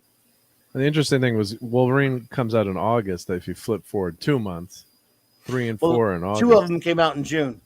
Yeah, so we had 2 in June. Or and then I thought it would be July, they did but that actually, sometimes. It was both came out in August. Yep, because What a they had summer. they had an awkward number of an uneven number of in other words, that was meant for the week 1 July, but it just came out a little bit early in It just missed, 29th I of guess, June. right? Yeah. Like these did. Micronauts, Moon Knight, Hercules, the movie, the comic movie, Conan the Barbarian special adaptation. Look at that. I got that one. Yeah, that was a big deal when that came out. Wow, God. Famous Monsters again. God, we're D-Bud, Hey, I'm Grifter. sorry to let you down, buddy. Hey, Grifter. I let D-Bud down. I'm sorry, man. How'd you let D-Bud down? What did I miss in the chat? I'm not showing the Archies in the Archies, in the Harvey comics. What was it, Yeah. Archie? Was it Archie or was it Archie? Richie Rich. Oh, Richie Those were some Rich, good the Harvey comics for books. kids, though. Yeah, The those Harvey were, They were actually. they were fun. Yeah, I think we have some of those from that month too. What I always say is nothing against them. It's just that I never really bought them. Yeah. I'm sorry. Just didn't. I have to be honest, right? Yep. I'm So nothing maybe- against them. Maybe flip to August and just go real quick through August. We see Okay. what was that Wolverine month. Yeah, Not July. Go to July and go to August. yeah, it was actually August, I think. Okay. All right. Let's see. This was the month when I, of course, turned 18. And I remember this is one of the few months I can remember my birthday. Very few years I remember my birthday, but because of presents I got this year, I remember. So I love this issue of Amazing Heroes, all about Legion. Cerebus was I know you guys probably don't. I don't know if you remember Cerebus. That was a great comic. I liked a lot of. I was getting into a lot of independent comics at this time. You know, you're getting 18. You look around. You know, Hercules Yep. again. All right, let's find Wolverine. Let's see. Great cover from the Micronauts there. I love that cover. Oh yeah. Oh yeah. Wow. Let's see here. Yep. Ed Hannigan again. Hannigan. You could always tell an Ed Hannigan cover because they're going to have a crazy, wacky design to them. And Al Milgram doing the inks on that one. Look at Moon Knight cover. August the 3rd. I like that All-Star Squadron annual. They're supposed to be doing some kind of new comic about All-Star Squadron that takes place in the old days. I don't know if it's going to be any good, though. Detective Comics Digest. You know, this is one of the few I don't have, damn it. You see There's that Wolverine. one? Yep. Yep. What's that? Wolverine, yep.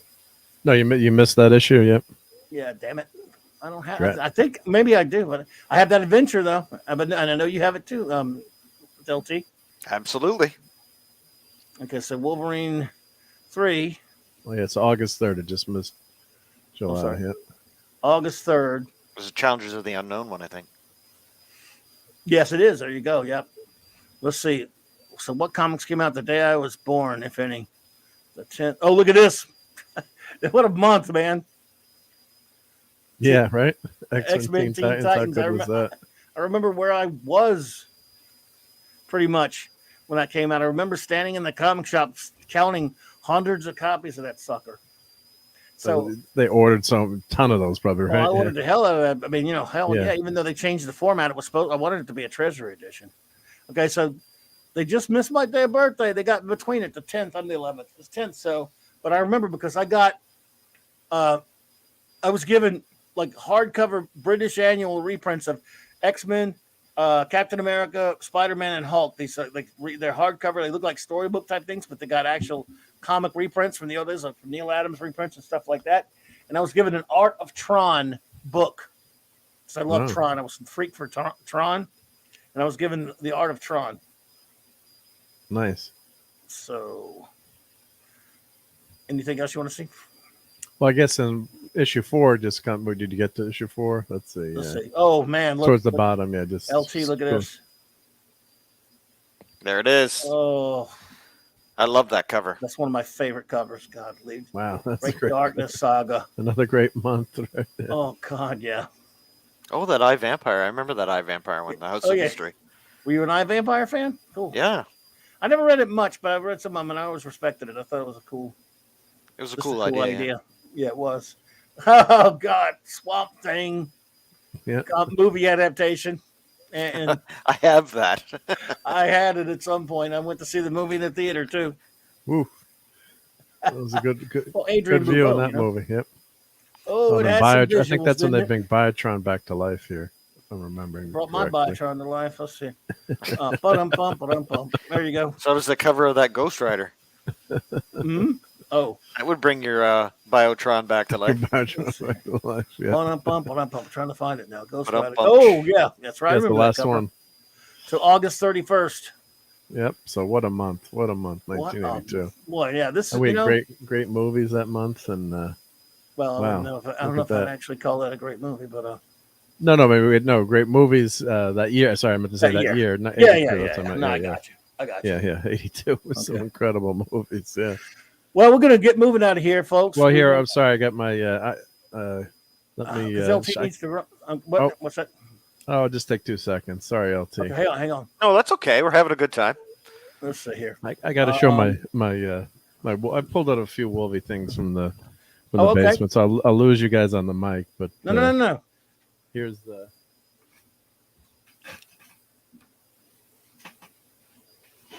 Of course, if you could do a phone call, and I think Professor X is calling.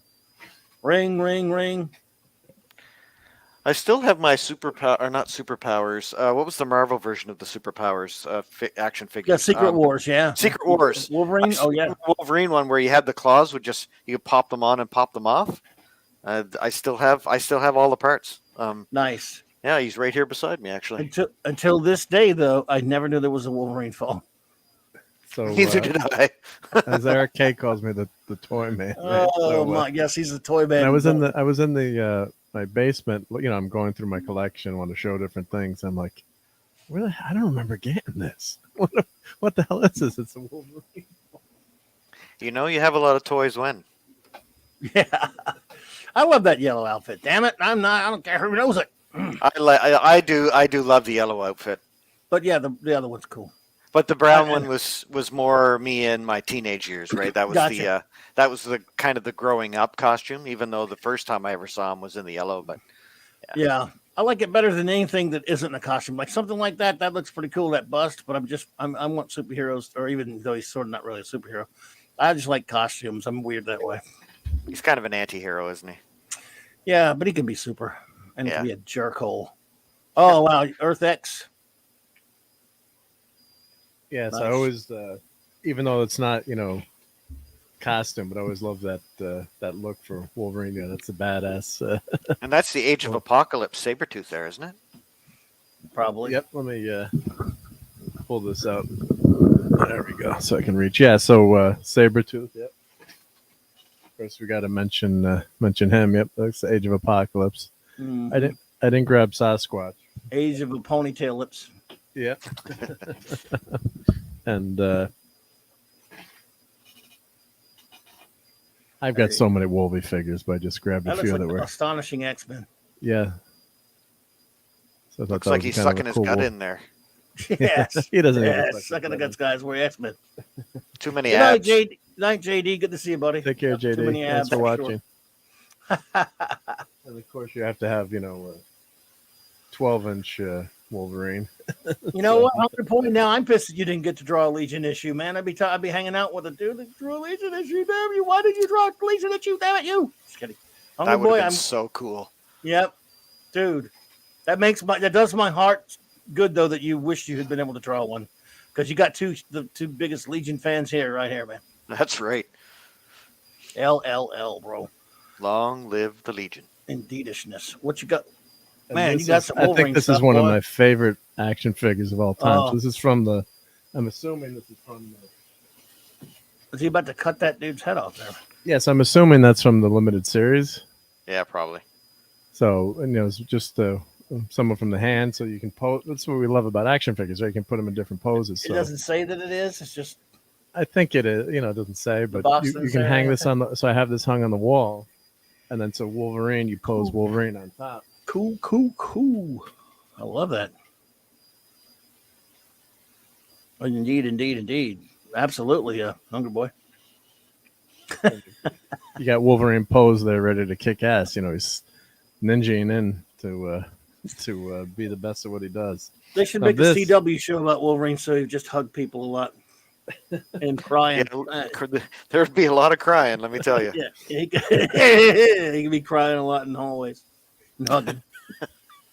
Now this doesn't get much better than this statue. Now the story behind this series was Marvel had the first statues that I can remember. That I remember. Maybe someone else would know, but these came out in '89. Pretty early on. I remember that. It was in a comic book shop. I remember that one. Comic book owner, he's like, "Oh, guys, we're gonna have the first ever statue. It's gonna be." It was a series. I think it was Wolverine, Spider-Man. I think it was Captain America. And like, the first time we're gonna have collectibles and we can actually have statues. I'm like, oh, it sounds kind of cool, maybe, but of course we like the action figures, and I think of course the X-Men figures out. But then when the thing came in the comic shop, he had it out. We're laughing at it because look at the face, look at the paint job, look at the freaking claws. I mean, look how bad that is, right? I mean, from a distance, it's not so bad, Right. But when you look, the base isn't bad, but the claws and the face. Claws could have been way bad, especially the claws. I mean, you could get by with the face, I think, maybe. But and that bad. This is going to kill Hungry Boy and Steve Mitchum. But look at that paint job on the face, how botched it is. So, yikes. It came with like it had this wood base. He's like, oh, and it comes with a wood base. It's like, yeah, but the claws look like shit. So damn, but at least you got it though. And then he's stuck to his ass is stuck to the tree. We're making fun of it. So I never bought it right then, and but years later I saw it. Sorry, so getting the mic there. I saw it on eBay for $5 or something like that. $8. So wow, $5. I gotta buy this. Like it's wow. $5 or whatever. Hell yeah, $5, whatever. Just as a laugh, to have it, because I just remember the hype about it. It was like, oh, you're gonna want to, the guy, comic book shop owner, of course, is smart. Right. He's gonna try to sell his wares. Oh, and can't forget this is the greatest Wolverine action figure of all time. Oh my God! So he's got this pack in the back. Oh, okay, for noise. That is. Well, Hungry Boy likes a paint job, but you can't really see it, Hungry Boy. But there's a miss. The nose is off. Like they painted. The colors aren't bad, but the details are all off. Like they actually missed. Painting his mask. Why the hell does he have that big backpack? So this is. Noises? I've got to hold it here, so you can't see. Here, I'll turn the change the camera here, but let's see settings. There we go. So as you push the button, That's it. Yeah.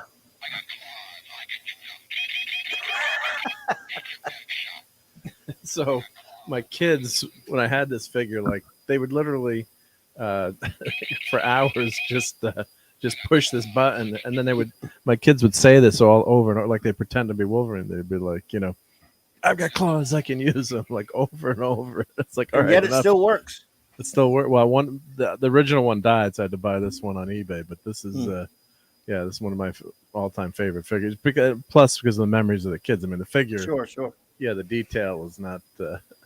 It's not. Yeah, look at the claws. That's got to be an Energizer battery in that, eh? It goes on and on and on. No. Doesn't. Yeah. So Hungry Boy, is that a fridge in Wolfie's back? Is it for beer? Is he awesome? I love it.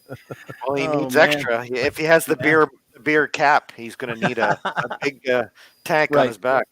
Yep. Love it. Well, I tell you what, gentlemen, I cannot thank you enough for hanging out with me tonight. I want to thank all of you in the chat who were here. Just you have been fantastic. I hope you enjoyed it. It's probably not much of a chance of enjoying it more than me because I had a fantastic blast, but I hope you enjoyed it a little bit. I hope you enjoyed it a lot. Thank you so much for hanging out with me. Of course, I'll be back Wednesday night for just to hang with you all. And then Thursday night, Clobby's Clubhouse, Raquel and Mark, of course, and Saturday night Star Trek. Well, which didn't leave last week, but I mean, it'll be back to reviews. We'll have Raquel back, and we will be back to reviewing TNG. Back to normal. Any final words to our great guest, Lord Thoth? It's been an absolute pleasure, gentlemen. This has been a lot of fun. Like I said, the trip down nostalgia lane was worth it big time. I just wanted to say thank you to everybody in the chat. That's 80% of the fun is just seeing everybody's comments and being able to interact with everybody. You guys are so awesome and knowledgeable, a great group of fans. So share this out there to all of your friends. Tell them about it. We're here to talk positive about comic books and Star Trek and all that kind of stuff. Although, like I said earlier, I do give out a lot of D's to Star Trek The Next Generation. But it's a great chance to just have fun, stay positive, not talk about politics, not talk about the darkness that's going out there.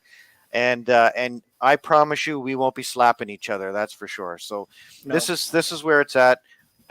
It was a lot of fun talking about something that really takes me back to the golden age of comic books. Right. And the late 70s, 80s, maybe a little bit into the 90s, but just mostly especially the early to mid 80s were just so amazing. We showed you that today. I mean, that was a great idea, Mark, to pull those comics down and show those, and just to see how many great comics were coming out in that month. Each month of the Wolverine series was out there. So that's why it was so hard to just pick one comic, because they were all amazing. Right?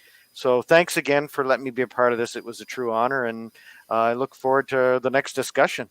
Thank you for being here, buddy.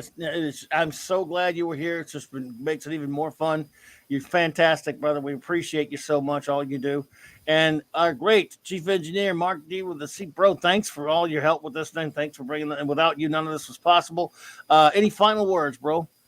Just thank you so much. Honored to be here with you and LT, and just love sharing all these great memories. And God, that brings me back to being a very young I guess just becoming a teenager, at that time, and just got those memories of riding your bike to buy comics or taking the train, and just all those great choices you had in comics too. I mean, it's just so phenomenal.